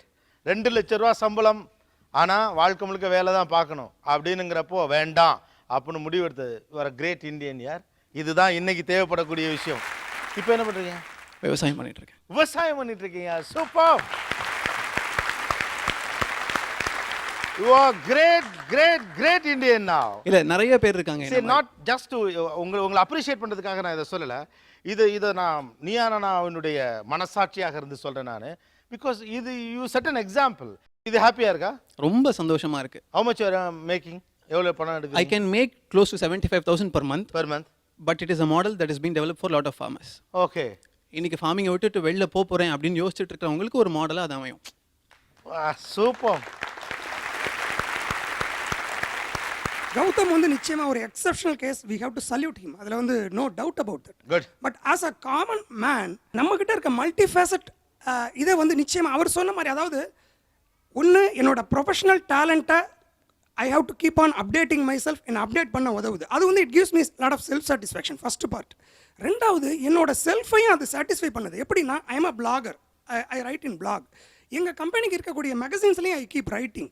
So எனக்கு வந்து ஒரு ஸ்கிட்டு போடுற திறமை இருக்குது. என்னால் சினிஃபீல்டுக்கு போக முடியல, என்னால் வந்து டிவிக்கு போக முடியல. கம்பெனியில் போடுற ஸ்கிட்டு போடுறோம், கம்பெனியில் நாங்கள் டான்ஸ் ஆடுறோம். கார்பரேட் செக்டருக்குள்ள அதாவது தனி மனித வெறுப்புகளை பூர்த்தி செய்யறதுக்கு தேவைப்படக்கூடிய ஸ்பேஸும் இருக்குது. கண்டிப்பாக இருக்குது. எஸ், அங்கே காம்படிஷன் நடத்துவாங்க, கல்ச்சுரல்ஸ் டே இருக்கும், ஸ்கிட்டு போடலாம், ஃபங்க்ஷன்ஸ் இருக்குது. எஸ், அந்த மாதிரி ஸ்பேஸும் அதில் இருக்குது. கண்டிப்பாக இருக்குது. இன்னும் கேட்கலாம், சாத்தியமில்லாத டெட்லைனை கொடுத்து வேலையை செய்ய சொல்லி நெருக்குகிறார்கள் அப்படின்னு சொல்றதுக்கு யார்கிட்ட பதில் இருக்கு? டெட்லைன்னு இருக்குது. சரி, டெட்லைனை வச்சு ப்ரெஷர் பண்ணி அன்இமேஜினபிள் டெட்லைன்றது இல்லை. கார்ப்பரேட்டில் எல்லாரும் டெஸ்கையும் ஓப்பன் பண்ணி பார்த்தீங்கன்னு வச்சுக்கோங்களேன், அதில் ஒரு பேஸ்ட் இருக்கும், ப்ரஷ் இருக்கும், முன்னாடி வந்து சோப் வச்சுருப்பாங்க, இப்போ வந்து ஒரு ஃபேஸ் வாஷ் வச்சுருக்காங்க, ஒரு டவல் வச்சுருப்பாங்க. ஏன்னா என்னைக்கு வந்து நீங்கள் வந்து லேட் நைட் இல்லைனா 2 days to 3 daysலாம் நாங்கள் ஒர்க் பண்ணியிருக்கோம் சார். குளிக்கிறது கூட இடம் இருக்காது, அப்படி ட்ரெஸ் எல்லாம் நாரும். போய் மேனேஜர்கிட்ட போய் சொல்லுவோம், ட்ரெஸ் எல்லாம் ரொம்ப நாறுது, போய் குளிச்சுட்டு வந்துடுறேன் அப்படின்னு சொல்லுவோம். அந்த அளவுக்கு சார் அந்த க்ரைசிஸ்னு வந்துடுச்சுன்னு வச்சுக்கோங்களேன், அவ்வளோதான். யாரையும் வீட்டுக்கு போட மாட்டாங்க. 2 நாள் 3 நாள் காஃபி குடிக்க கூட வந்து கீழே விட மாட்டாங்க. உள்ளே வச்சு வந்து நாங்கள் ஒர்க் பண்ணியிருக்கோம் சார். டெட்லைனை ஃபிக்ஸ் பண்ணுறது கஸ்டமர், இங்கே உள்ளவங்க யாருமே கிடையாது. உண்மை அதுதான். அவன் எனக்கு இத்தனாம் தேதிக்குள்ளே இந்த விஷயம் வேணும்னா நீ 1000 பேரை போடுவியோ 100 பேரை போடுவியோ அது உன் பிரச்சனை. எனக்கு இந்த தேதிக்குள்ளே வேணும்னா வேணுங்கிறத கொடுத்தாகணும். ஃபிக்ஸ் பண்ணுறவங்க இன்னொரு ரெண்டில் இருக்காங்க. அவங்களுக்கு இங்கே என்ன வேலை, எப்படி நடக்கும், எப்படி ஸ்ட்ரக்சர் பண்ணுவாங்க, அதெல்லாம் உங்களுக்கு பிரச்சனையே கிடையாது. டெட்லைனை ஃபிக்ஸ் பண்ணுறவங்க இன்னொருத்தங்கிறனால இது வந்து இம்பாசிபிள் டெட்லைன்ஸ் தான் நிறைய விஷயங்கள் நடக்கும். இப்போ திரும்பி பார்க்குறப்போ இந்த கார்ப்பரேட்டில் ஒரு 12 வருஷம் வேலை பார்த்ததுனால நீங்கள் என்னவெல்லாம் இழந்ததாக உங்களுக்கு தோணுது? கெயின் பண்ணது சம்பாத்தியம், வெல்த், அதை விட்டுருங்க. அது வந்து I have to give them all credit what I am today. But what I lost is my time, my space, my passion. No one should work in corporate அப்படி சொல்லவே வரல. ஏன்னா இன்னைக்கு எல்லாருமே அந்த ஸ்டேட்டஸ் எல்லாமே இருக்குது, வேணும். It's a competitive world. வர generations they should not be in a position like few of us here. That's the only thing. சில விஷயங்களை நமக்காக ஒதுக்கிக்கணும். ஸோ நிறைய வசதிகளையும் வாய்ப்புகளையும் கொடுத்த கார்ப்பரேட் உலகத்தை விட்டு வெளியே வருவதற்கு நிறைய முக்கியமான காரணங்கள் இருக்கிறது. பர்சனல் லைஃப், டைம் ஒதுக்க முடியாது, குடும்பத்தோடு சேர்ந்து வாழ முடியாது, பேஷனுக்கு ஸ்பேஸ் இல்லை, ஒரு பந்தய குதிரை போல ஒரு கேரட்டை துரத்த வேண்டிய நிலை. இது எல்லாவற்றையும் தாண்டி கார்ப்பரேட் உலகத்திற்குள் சஞ்சரித்தலும் வாழுதலும் சந்தோஷங்கிறதுக்கு இவங்க சில நியாயமான காரணங்களை வைக்கிறாங்க. ஒரு காம்படிட்டிவ் மார்க்கெட்டுக்குள்ளே you have to structure your personal life also like corporate அப்படின்னு ஒரு தியரி இங்கே சொல்லப்படுது. இந்த கார்ப்பரேட் ஸ்ட்ரக்சருக்குள்ளேருந்து வெளியில் வந்து ரிசைன் பண்ண சில பேர் இங்கே இருக்காங்க. அவங்க எதுக்காக வந்தாங்கன்னு சொல்லிட்டு இருக்காங்க. ஒரு ஐடி கம்பெனியில் ஒர்க் பண்ணிட்டு இருந்தோம் சார். 6 வருஷம் கழித்து திரும்பி பார்த்தா ஒரு எம்டி ஸ்பேஸ் தான் இருந்தது. ஒரு உயிரோட்டம் இல்லாத ஜாப்லாம் நான் பண்ணிட்டு இருந்தேன்னு தோணுச்சு. என்ன அப்படின்னாக்கா என்னோடய குழந்தை பர்த்து, என்னோடய ஒய்ஃபோட கன்சீவ், அந்த மாதிரி ஃபேமிலி ப்ராப்ளம் எதுக்குமே வந்து என்னால் அட்டன் பண்ண முடியல. இந்த இழப்புகளை வந்து ஏற்றுக்க என் மனசும் தயாராக இல்லை, எங்களோட வயசும் அதுக்கு இடம் கொடுக்கல. So it is your personal call. வாழ வேண்டிய வயது இது, வேலை மட்டுமே பார்க்க முடியாது. இப்போ என்ன பண்ணுறீங்க? விவசாயம் பண்ணிட்டு இருக்கோம் சார். விவசாயம் விட்டாச்சு. அமெரிக்கா வாழ்க்கை 2 வருஷம், பூனேயில் 1 வருஷம், சென்னையில் 3 வருஷம். ஸோ 6 வருஷம் ஒர்க் பண்ணோம். பட் எங்களுக்குள்ள பர்சனலாக பார்த்தீங்கன்னா இனிஷியலாக அவ்வளோ பிரச்சனை. ஏன்னா அங்கே இருக்க ப்ரெஷர் வந்து நான் இங்கே தான் காமிச்சாகணும். ஏன்னா என்னோட அவங்களும் கார்ப்பரேட் செக்டர். ஒரு எம்என்சி. உங்கள் ஒய்ஃப்ட்ட கொடுங்க. பணம் பிரதானமானதாக மாறி போச்சு. இப்போது 2 பேரும் கார்ப்பரேட் செக்டரில் வேலை பார்க்குறீங்க. ஏன் உங்களுக்குள்ள ஒரு ஷெட்யூலை க்ரியேட் பண்ணிக்க முடியலையான்னு கேட்குறேன். என்னோட ஷிஃப்ட் வந்து பார்த்தீங்கன்னா ஃபர்ஸ்ட் நான் யூஎஸ் ஷிஃப்ட்டில் ஒர்க் பண்ணேன், அப்புறம் யூகே ஷிஃப்ட். ஸோ வந்து அவர் ஆஃபீஸ்லேருந்து வரும்போது அவர் நைட் எனக்கு டிஃபன் பண்ணி வச்சுட்டு படுத்து தூங்குவார். நான் நைட்டு எனக்கு 1:30 ஷிஃப்ட்டு. நான் 12 o'clock எழுந்துச்சி பேய் மாதிரி அந்த டைமில் குளிச்சுட்டு அப்புறம் கிளம்பணும். மதியானம் நான் வந்து திருப்பி படுத்து தூங்கிடுவேன். பட் 2 பேருமா சேர்ந்து ஒரு கார்ப்பரேட் செக்டரில் ஒர்க் பண்ணுறப்போ ஒரு நல்ல பணம் வரும் இல்லை? 2 பேரும் சேர்ந்து எவ்வளோ சம்பாதிச்சிங்க?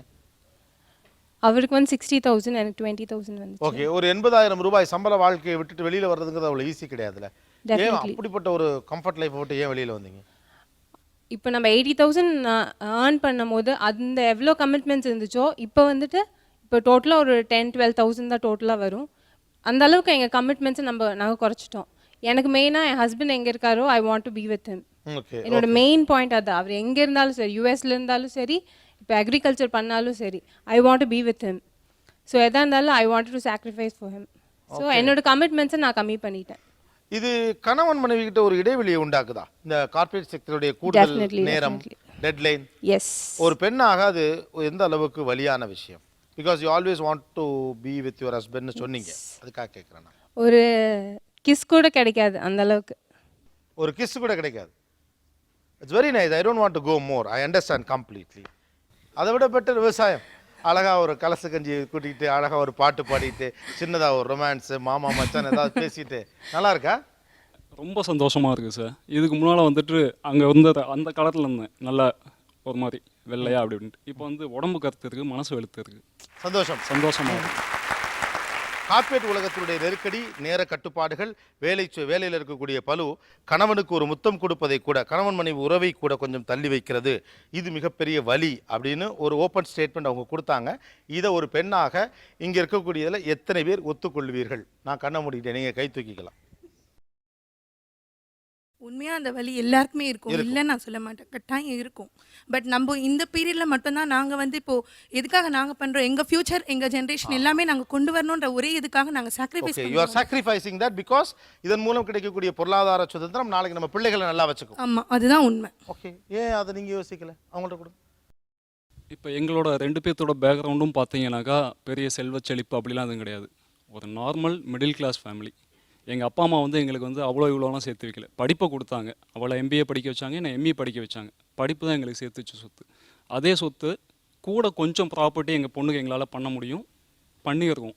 ஸோ இதுக்கு மேலேயும் அவளை வந்து சோம்பேறி ஆக்கவோ சொத்து சேர்த்து வச்சு பணத்துக்கு எங்களுக்கு இஷ்டம் இல்லை. அவள் காலில் அவள் லீட் பண்ணும் அவள் லைஃபை.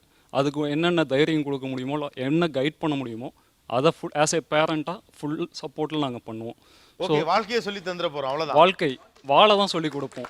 இல்லை, அது கரெக்டு, நீங்கள் வாழ சொல்லி தரீங்க. ஆனால் இப்போ எதுவுமே பேசிக் நீடே வந்து அவளுக்கு பண்ணுறதுக்கு உங்களுக்கு ஃபஸ்ட்டு மணி தேவைப்பட்டது இல்லை. அந்த மணியை நீங்கள் சம்பாரிச்சிட்டு தானே விட்டுருக்கீங்க. இப்போது நீங்கள் எல்லாருமே ஐடியில் பணம் பண்ணிவிட்டு ஓரளவு பேங்க் பேலன்ஸ் வந்த பிறகு ஐடியா கார்பரேட் செக்டரா கருமம் ஒரு வாழ்க்கையை தேடுவோம் அப்படின்னு பேசுகிற மாதிரி இருக்கு.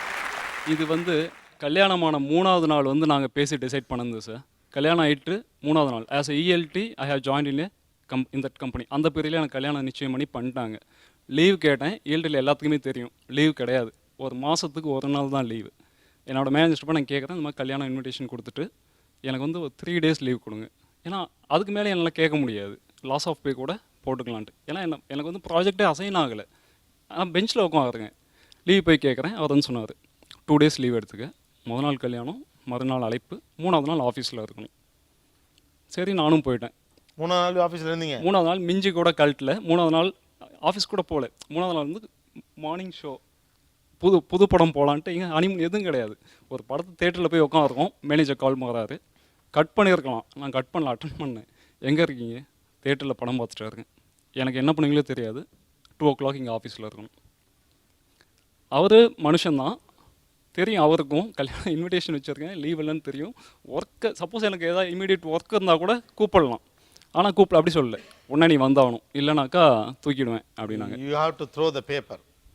இதை நம்பி தான் நான் கல்யாணம் பண்ணியிருக்கேன். என்னை நம்பி இன்னொரு பொண்ணு வேறு வந்துடுச்சு வாழ்க்கையில். இப்போ நான் தூக்கணும் அப்படின்னு சொன்னாக்கா என்னால் என்ன பண்ண முடியும்? அதை நம்பி பொண்ணு வேறு கொடுத்துருக்காங்க, கையில் சேவிங்ஸ் எதுவுமே கிடையாது, படிப்பு மட்டும்தான் இருக்குது. தேட்டரில் அவர் உட்காந்துருக்காரு புது பொண்டாட்டியோட 3வது நாள், ஃபோன் பண்ணி ஆஃபீஸுக்கு வந்தே ஆகணுங்கிறாரு. இவர் ஃபோனில் என்ன சொல்லியிருக்கணும்? இவர் வேலையை அப்பயே விட்டுருக்கணும், வரல ஆஃபீஸுக்குன்னு சொல்லியிருக்கணும். சொல்கிறவங்க எவ்வளோ பேர்? வர முடியாதுன்னு சொல்லியிருக்கணும். வர முடியாதுன்னு சொல்லியிருக்கணும். வர முடியாதுன்னு சொல்லியிருக்கணும். இவ்வளோ பேர் இல்லை வரணும், இல்லை நான் போகிறேன் அப்படின்னு அவர் சொன்னபடி முடிவெடுத்து அவர் போனார்ல, அதே மாதிரி தான் போயிருக்கணுங்கிறவங்க எவ்வளோ பேர்? பாவம், நீங்கள் ஒரே ஓட்டுங்க சார். அந்த லேடி கேட்டாங்க, நாங்கள் வந்து ஏன் வந்து கார்ப்பரேட்டில் நிறைய ஏர்ன் பண்ணிவிட்டு ஒரு சேவிங்ஸ் வந்ததுக்கப்புறம் நீங்கள் வந்து குயிட் பண்ணிடுறீங்க அப்படிங்கிற ஒரு நல்ல கொஸ்டின் வச்சாங்க. Let me answer to that question. நாங்களும் வந்து 8 மணி நேரம் மட்டும் ஒர்க் பண்ணல, 12 மணி நேரம் 13 மணி நேரம்லாம் ஒர்க் பண்ணுறோம். ஆனால் we want to work with more ethical. நீங்கள் வந்து ஹார்ட் ஒர்க் பண்ண சொல்கிறீங்க, வந்து லேட் நைட் ஒர்க் பண்ண சொல்கிறீங்க, எல்லாமே நாங்கள் வந்து அலாங் வித் தட் எஃபர்ட் கொஞ்சம் எத்திக்ஸும் எக்ஸ்பெக்ட் பண்ணுறோம். என்ன எத்திக்ஸ் இல்லை நினைக்கிறீங்க? என்ன ஆகுதுன்னா எஸ்கலேஷன் பண்ணுறாங்க சார், கண்ணா பின்னான்னு எஸ்கலேஷன் பண்ணுறாங்க. அதுவும் ஒரு மெயில் தட்டி விட்டாங்கன்னு வச்சுக்கோங்களேன், அதோட ஃபியூச்சர் ஆஃப் த மெயில் இவங்களுக்கு தெரியாது, அது எந்த அளவுக்கு ரீச் ஆகுங்கிறது மேனேஜர்ஸ் யோசிக்கிறது இல்லை. இது I will tell you my real time experience. ஒரு நாள் எங்கள் ப்ராஜெக்ட் பயங்கர க்ரைசிஸில் போகுது சார். 2-3 நாள் அங்கே உள்ளே உட்காந்துருக்கேன். என்னோட டீமில் 2-3 பேர் வந்து சிக்கில் லீவ் போட்டாங்க, அதனால் நான் மட்டும்தான் இருந்து வேலை செய்யணும். 3 மணிக்கு 3 o'clock AM அந்த ஒரு பெரிய ஃப்ளோர், அதில் யாருமே கிடையாது, நான் மட்டும்தான் உட்காந்துருக்கேன். யூஎஸில் வந்து கோஆர்டினேட் பண்ணிகிட்டு இருக்காங்க, நாங்கள் வந்து வேலை பண்ணிகிட்ருக்கோம். அப்போ வந்து நாங்கள் ரிமோட் ஆக்சஸ் தான், அங்கேருந்து ரிமோட் ஆக்சஸ். அந்த பிசியும் பயங்கர ஸ்லோவாக இருந்துச்சு, என் லோக்கல் பிசியும் பயங்கர ஸ்லோவாக இருந்துச்சு. சரி, இதை ஷட் டவுன் பண்ணிவிட்டு ஒரு காஃபி குடிச்சிட்டு வரலான்னு கீழே போனேன் சார். ஸோ கீழே போகும்போது யார்ட்டையும் சொல்லலை, ஏன்னா நான் வந்து ஆஃபீஸில் தான் இருக்க போகிறேன், ஒரு 10 minutes மேலே வர போகிறேன். கீழே போயிட்டு கேன்டீனில் போயிட்டு அந்த பையனை தட்டி எழுப்பி ஒரு காஃபி குடிச்சிட்டு மேலே வரதுக்குள்ளே ஒரு பெரிய எஸ்கலேஷன் மெயில். இந்த மாதிரி ஒரு இம்பார்ட்டன்ட் டெலிவரி இருக்குது, நீங்கள் பாட்டு கிளம்பி போயிட்டீங்கன்னு பயங்கர escalation mail. I just shocked to see that mail. என்னடா இது இப்படி இருக்குது அப்படின்னு கேட்டு மேனேஜருக்கு ஃபோன் பண்ணி கேட்டேன் யூஎஸில். என்ன சார், நான் இங்கே ஆஃபீஸில் தான் இருக்கேன், நீங்கள் எதுக்கு இதை எஸ்கலேட் பண்ணுறீங்க அப்படின்னு கேட்டால், we were trying to reach your mobile, it was not reachable. உங்களோட லேண்ட்லைனை நாங்கள் ட்ரை பண்ணோம், அதுவும் ரீச்சபிளாக இல்லை, அதுவும் நீங்கள் எடுக்கல, அதனால் we thought you left. So அந்த எஸ்கலேஷன் மெயில் வந்து அப்போ கார்ப்பரேட்டுகள் ரொம்ப கட் த்ரோட்டாக இருக்குன்னு நினைக்கிறேன். ரொம்ப சார். அதுவும் அந்த எஸ்கலேஷன் வந்து அட்லீஸ்ட் வந்து ஒரு ½ அன் ஹவர் வெயிட் பண்ணி பார்த்துட்டு என்ன ½ அன் ஹவர் வெயிட் பண்ணி பார்த்துட்டு கூட எழுதியிருக்கலாம். அந்த ஒரு 360 டிகிரி அனாலிசிஸே பண்ண மாட்டாங்க சார். அவங்களுக்கு அந்த கால் பண்ணாங்க, ரெஸ்பான்ஸ் இல்லை, எஸ்கலேஷன், அவ்வளோதான். அதில் ஹார்ட் ஒர்க் பண்ணிவிட்டு டே நைட்டாக உட்காந்துக்கிட்டு ஏன் இவ்வளோலாம் வேலை பார்க்கணும்னா நமக்கு பொறுப்புகள் இருக்குது, பணம் தேவைப்படுது. அதை ஆனால் அப்படிப்பட்ட ஒரு சூழ்நிலையில் ஒன்றுமே புரிஞ்சுக்காமல் டபால்னு ஒரு எஸ்கலேஷன் மெயில் வர்றப்ப அதை பார்க்குறப்ப எவ்வளோ பயமாக இருக்கும். ரொம்ப கஷ்டமாக இருக்கும் சார். எதுக்கு இந்த கம்பெனிக்கு இவ்வளோ வேலை பார்க்கணும், என்னதான் நம்ம சாதிக்க போகிறோம்னு தோணும் சார். இவங்க சொல்லக்கூடிய பிரச்சனைகள் எல்லாம் சில மேனேஜர்களுடைய ஆட்டிடியூட் அண்ட் பிஹேவியர்னால வரக்கூடிய பிரச்சனைகள். லீவ் கொடுக்க மாட்டேன்னு சொல்கிறது, 3வது நாள் கேட்குறது, இது மாதிரி பிரச்சனைகளை வந்து இது மாதிரி நடக்குதுங்கிறத முதல்ல அதை சொன்னா தான் தெரியும். இவங்க வந்து முதல்ல சொல்ல பிரச்சனைகளுக்கு அப்போ ரைட் சொல்யூஷன் என்ன கார்ப்பரேட் இல்லை, கண்டிப்பாக ஹெச்ஆருக்கு வந்து எஸ்கலேட் பண்ணணும். ஹெச்ஆர் ஒவ்வொரு லெவல் இருக்குது, அதில் வந்து ஹெச்ஆருக்கு, மேனேஜருக்கு, இல்லைன்னா ஹெச்ஆர் விபி லெவலுக்கு கூட நீங்கள் எஸ்கலேட் பண்ணலாம். ஒரு ஹெச்ஆர் மேனேஜ்மெண்ட்டுக்கு ஆதரவாக செயல்படுகிறாரா இல்லை வேலை பார்க்குறவருக்கு ஆதரவாக செயல்படுறாரா? உண்மையை கேட்குங்க. வேலை பார்க்கிறவருக்கு ஆதரவாகத்தான் ஹெச்ஆர் செயல்படுவார் அப்படின்னு சொல்கிறவங்க எவ்வளோ பேர்? அவரை துணிச்சலாக நம்பி ஒரு மேனேஜர் மேலே கூட அவர்கிட்ட ஒரு மெயில் அனுப்பலாம் அப்படிங்கிறவங்க எவ்வளோ பேர்? உங்கள் இதுலேயே 5 தான் சார், உங்கள்கிட்டே 5 தான். அப்புறம் என்னத்தை ஹெச்ஆர்ட்ட கொண்டு போய் சொல்கிறது? என்ன பார்த்து கூட நான் பாவப்பட்டதில்லை சார். ஆனால் அந்த ஹெச்ஆர் பார்த்தா நான் ரொம்ப பாவப்பட்டிருக்கேன். சீரியஸா சார், எனக்கு ரொம்ப அவங்கள பார்க்க ரொம்ப பாவமாக இருக்கும். சோமவல்லியை பற்றி சத்தம் போட்டே சிரிச்சிட்டாரு. நிஜமா சார். ஏன்னா அவங்களாம் என்னாலேயாவது நான் ஒரு எம்ப்ளாயி, நான் வந்து என்னோட மேனேஜரை பார்த்து திஸ் இஸ் ராங் அப்படின்னு சொல்லலாம். ஆனால் வந்து ஹெச்ஆரால் சொல்லவே முடியாது சார். ஏன்னா வந்து அந்த ஹெச்ஆர் வந்து என்னோட டேரெக்டாக ஒர்க் பண்ணுறதோட அந்த மேனேஜரோட தான் அவங்க டேரெக்டாக ரொம்ப க்ளோஸாக ஒர்க் பண்ணுவாங்க. ஸோ நான் சொல்லிடலாம் திஸ் இஸ் ராங் அப்படின்னு சொல்லிட்டு. ஆனால் அந்த ஹெச்ஆரால் சொல்லவே முடியாது சார். அவங்க வந்து he or she that HR has to support that manager only or company only. Stay tuned with us. இது ஆச்சி மசாலா நீயா நானா powered by RAN India TMT கம்பிகள் co-presented by Butterfly Power Hub. நீங்கள் பார்த்துக் கொண்டிருப்பது உங்கள் Vijay. Welcome back to Aachi masala Neeya நானா powered by RAN India TMT கம்பிகள் co-presented by Butterfly Power Hub. நிறைய பிரச்சனைகள் கார்ப்பரேட்டுக்குள்ள இருக்கு, எந்த சிஸ்டம்லையும் இருக்கு. அதை தாண்டி நீங்கள் அதற்குள்ள இருப்பதற்கு என்ன காரணம்? இல்லை, செக்யூர்டு லைஃப், அதாவது அன்பிரடிக்டபிலிட்டி. இப்போ வந்து நம்ம வெளியில் போய் தானாக ஒர்க் பண்ணும்போது லைஃப் இஸ் அன்பிரடிக்டபிள். 1 மந்த் வந்து salary ஒரு பர்டிகுலர் அமௌண்ட் வரும். ஸோ ஃபியூச்சர் பற்றி ஒரு பயம் இருக்கு, அன்பிரடிக்டபிளாக இருக்கிறதுனால இதில் இருக்கீங்க. ஆமாம், organised செட்டப்ங்கிறது. We get on the spot appreciation and motivation. Money is a very important aspect because no other profession will pay you or no other setup can pay as much as a corporate because they are selling in many countries. Simple as that. பணம் நிறைய கிடைக்கிறது. Okay mister Ganesh. இந்த corporate system வந்து சமூகத்தில் ஒரு சின்ன மாற்றத்தை கொண்டு வந்திருக்கு. அது பெரிய மாற்றமாக கூட இருக்கலாம். பெண்களுக்கு வந்து ஒரு ஒரு ஒரு பொருளாதார சுதந்திரத்தை கொண்டு வந்திருக்கு. இதனால என்ன வந்திருக்குன்னா, நான் ஒரு ஸ்டேட்மெண்ட்டுக்கு சொல்லலாம், marriages are made in heaven but divorces are made in corporate சிஸ்டம்னு சொல்லலாம். அந்த அளவுக்கு டைவர்சஸை வந்து என்கரேஜ் பண்ணிட்டு வருது. ஃபேமிலி ஸ்ட்ரக்சரே உடஞ்சிட்டு வருது கார்ப்பரேட் சிஸ்டத்தினால. எப்படின்னா, இப்போ வந்து இவங்கெல்லாம் வந்து டக்குன்னு ஃபேமிலியை உணர்ந்து வெளியே வந்துட்டாங்க. எத்தனை பெண்கள் வந்து உணர்ந்து வந்திருக்காங்கன்னு தெரியல. அவங்க வந்து டைவர்ஸ்க்கு தான் போகிறாங்க அடுத்த ஆப்ஷன். அந்த காம்ப்ரமைஸ் வரல. அந்த பின்னாடி உட்காந்துருக்க லேடி அவங்க சொன்னாங்க, ஓகே அந்த அன்புக்காண்டி நான் விட்டு வந்தேன் அப்படின்னு. இதேமாதிரி எத்தனை லேடிஸ் வந்து அந்த சிஸ்டம் அது உணர்ந்து இருக்காங்கன்னு தெரியல, ஆனால் அவங்க டைவர்ஸ்க்கு போகிறாங்க. அது காரணம் வந்து என்னென்னா எக்கனாமிக் இண்டிபெண்டன்ஸ் தான். எக்கனாமிக் இண்டிபெண்டன்ஸ் அந்த பெண்களுக்கு கிடைச்சதுனால. இன்னொன்று பார்த்திங்கன்னா, முன்னாலெல்லாம் திருமணம் நடந்தால் பெண் வந்து கணவன் வீட்டுக்கு போவா, கணவன் வீட்டில் வாழ்வா. இப்போ வந்து என்ன ஆகுதுன்னா, பெண்களும் வேலைக்கு போகிறதுனால அவங்க வந்து திருமணமானவொன்னே கணவன் வீட்டுக்கு போகிறாங்க. ஆனால் அவங்க ஃபேமிலி வேக்குள்ளே போகும்போது அவங்க என்ன சொல்கிறாங்கன்னா, கணவன்கிட்ட சொல்கிறாங்கன்னா, எங்கள் அம்மா வீட்டு பக்கத்தில் ஒரு வீடு இருக்குது, அங்கே மாறி வந்துடலாம் அப்படின்னு சொல்லி கணவனை வந்து அப்படியே கூட்டு இங்கே வந்துடுறாங்க. நாளடைவில் என்ன ஆகுதுன்னா, இந்த கணவன் வந்து மாமியார் வீட்டோட தான் போயிடுறான். இந்த மாதிரி ஒரு சைலண்ட்டு சோஷியல் ரெவல்யூஷன் நடந்துகிட்ருக்கு. இன்றைக்கி வந்து எல்லார் வீட்லேயும் பாருங்கள், பையங்க வந்து அவங்க அப்பா அம்மா வீட்டில் இல்லை, அவங்க வந்து மனைவிமார் வீட்டு பக்கத்துலையா அல்லது அவங்க வீட்டு பக்கத்துலையா, அது மனைவிமார் வீட்டில் அந்த மாமியார் வீட்டில் தான் இருக்கிறாங்க. இந்த மாதிரி ஒரு சைலண்ட் சோஷியல் ரெவல்யூஷன் அந்த கார்ப்பரேட் சிஸ்டம் கொண்டு வந்திருக்கு. கார்ப்பரேட்டில் பாசிட்டிவான நிறைய விஷயங்களும் இருக்குது. கேன் யூ லிஸ்ட் அவுட் கார்ப்பரேட்டுடைய பாசிட்டிவான ஃபேஸஸ்? கார்ப்பரேட்டில் வந்து நிறைய பிரச்சனைகள் இருக்கிறத பேசின அதே சமயத்தில் கார்ப்பரேட் வந்து பேசக்கூடிய அளவுக்கு இன்றைக்கு வளர்ந்துருக்கிறது. இன்றைக்கு இந்தியாவில் வேலைவாய்ப்பு இவ்வளோ அதிகமாக இருக்கிறதுக்கும் சாதாரண மக்களுக்கு இவ்வளோ வேலைகள் கிடைத்திருப்பதற்கும் அவருடைய வாழ்க்கை வசதி உயர்ந்து இன்றைக்கு ஒரு தரமான வாழ்க்கைக்கு எல்லோரும் வந்திருக்கிறதுலையும் எக்கனாமிக் சைடில் அவர்களுக்கு மிகப்பெரிய உதவி கார்ப்பரேட் செய்திருக்கிறது. கார்ப்பரேட்டில் இருந்தால் கண்டிப்பாக ஆண்டுக்கு ஆண்டு அவருடைய வருமானம் உயர்ந்து கொண்டே போவதற்கான ஓரளவுக்கு ஒரு ஸ்டாண்டர்ட் ஆனுவல் இன்க்ரிமெண்ட்டோ ஒரு பெர்ஃபார்மன்ஸ் பேஸ்ட் இன்க்ரிமெண்ட்டோ அல்லது ஒரு ப்ரொமோஷனோ அட் டிஃப்ரெண்ட் லெவல்ஸு ஒரு உத்தரவாதமான வருமான உயர்வு வந்து எல்லாருக்கும் உறுதி செய்யப்பட்டிருக்கிறது.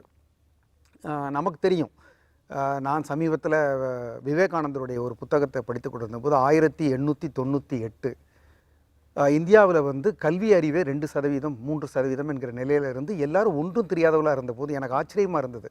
இன்றைக்கு வந்து எவ்வளோ கல்வி அறிவு வந்திருக்கிறது. இப்போ ஐயா கூட சொன்னாங்க கார்ப்பரேட்டுங்கிறது ஒரு கல்லூரிகளுக்கும் வந்துடுச்சுன்னு. நானும் கல்லூரிகளுக்கு போகிற இடங்களில் பார்க்குறேன். இது ஒரு செயின், ஒரு கஸ்டமர் டிமாண்ட் பண்ணுறாரு, அந்த கஸ்டமர் டிமாண்ட் பண்ணுறதை கார்ப்பரேட் எடுத்துக்குது, அந்த கார்ப்பரேட் டிமாண்டை எம்ப்ளாயி தலையில் வைக்குது, எம்ப்ளாயினுடைய டிமாண்டை அவங்க கல்லூரி மேலே வைக்கிறாங்க. ஸோ இது entire chain has become very stiff. இதில் வந்து ஸ்ட்ரெச் இருக்குது. இது வந்து பை சாய்ஸ் வந்து சில பேர், அதுவும் குறிப்பாக ஒரு படித்து முடித்த யாரையாவது நீ உன் பேஷனை தேடி போறியா, நீ ஒரு வேலையை தேடி போறியா என்று கேட்டால் எல்லோரும் வேலையை தேடி தான் போகணுன்னு சொல்லுவாங்க. எல்லோருக்கும் ஒரு அடிப்படை வசதி தேவைப்படுது. அடிப்படை வசதி வந்து அது ஓரளவுக்கு நிறைவடைந்த பிறகு அதை நிறைவாக உணர்ந்தவர்கள் மற்றவற்றை போதவில்லை என்று உணர்ந்தவர்கள் மாறுகிறார்கள். ஆனால் அந்த நிறைவு வந்து அந்த கேரட் மாதிரி நிறைவு இன்னும் இருக்கலாமே என்று குடங்களை மாற்றி வைக்கிறாங்க. இந்த குடம் நிறைந்த அடுத்த குடம் என்று வைத்துக்கொண்டே இருக்கிறாங்க. ஆனால் அவர்களுக்கு வந்து ஒரு ஒழுங்குமுறையை கொடுத்துருக்கிறது. இப்போ பல பேர் வந்து விடிகாலையில் எழுந்திருப்பது, ஒரு சுத்தமாக இருப்பது, ஒரு நேரத்திற்கு போவது, கொடுத்த வேலையை செய்வது, இது எல்லாமே வந்து ஒரு மனிதனிடம் இருக்கிற ஒரு ஒழுக்கம். இந்த ஒழுக்கம் எல்லாம் நான் கூட சில சமயங்களில் சொல்லுவது உண்டு, ஒரு குடும்பத்தை கார்ப்பரேட் போல நடத்த வேண்டும், கார்ப்பரேட்டை ஒரு குடும்பம் போல நடத்த வேண்டும் என்று சொல்லுவேன். இப்போது அப்படின்னா நம்ம வந்து ஒரு குடும்பத்தை கூட ஒரு கொஞ்சம் ஒழுங்கு இருக்க வேண்டும். நாம் வந்து கார்ப்பரேட் இல்லாத இடங்களில் எப்படி இருக்கிறது என்று பார்த்தா கார்ப்பரேட்டினுடைய மிகப்பெரிய பலங்கள் நமக்கு தெரிய வரும். ஒரு ஆனுவல் போனஸ், ஒரு ஆனுவல் வெக்கேஷன், ஒரு இப்போ ஐடிலாம் 2 days லீவு. நீங்கள் வந்து தனிப்பட்ட ஒரு கார்ப்பரேட்டுக்கு போகாதவர்கள் அதை கூட எடுக்கிறதில்ல. நான் கல்லூரியில் வகுப்படுத்த என்னுடைய மாணவன் ஒருவன் சொன்னான், நீ வந்து உங்கள் அப்பா நல்ல மளிகை கடை வச்சுருக்காரு திருச்சியில், நீ இப்போ எம்ஏ முடிச்சுட்டு அங்கே தானே போகிறேன்னு கேட்டேன். நான் அங்கே போகவே மாட்டேன்ப்பா. ஏன் அப்படின்னு கேட்டேன். நான் காலையில் 6 மணிக்கு கடை திறக்கணும், ராத்திரி 10 மணிக்கு மூடணும், தீபாவளி கிடையாது, பொங்கல் கிடையாதுன்னா. இவர்கள் தனிநபர்களாக ஆரம்பித்து எனக்கு பிடித்தேன் என்று செய்வது எல்லாவற்றிலும் வந்து அவர் நேரம் பார்க்காமல் தான் செய்கிறார்கள். எல்லோருக்கும் அந்த லக்ஸரி கிடையாது. எனக்கு பிடித்ததை நான் செய்ய வேண்டும், என் வாழ்க்கைக்கு தேவையானதும் கிடைக்க வேண்டும் என்பது ஒரு லக்ஸரி.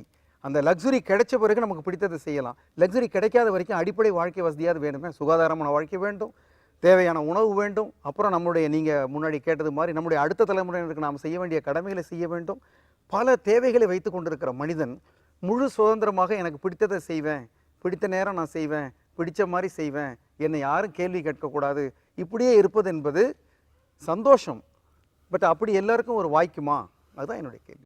இந்தியன் சொசைட்டி படி பார்த்தீங்கன்னா லேபர் வந்து ஒரு degradation. Okay, dignity of labour வந்து நிறைய பார்க்கக்கூடிய மக்கள் இருக்காங்க.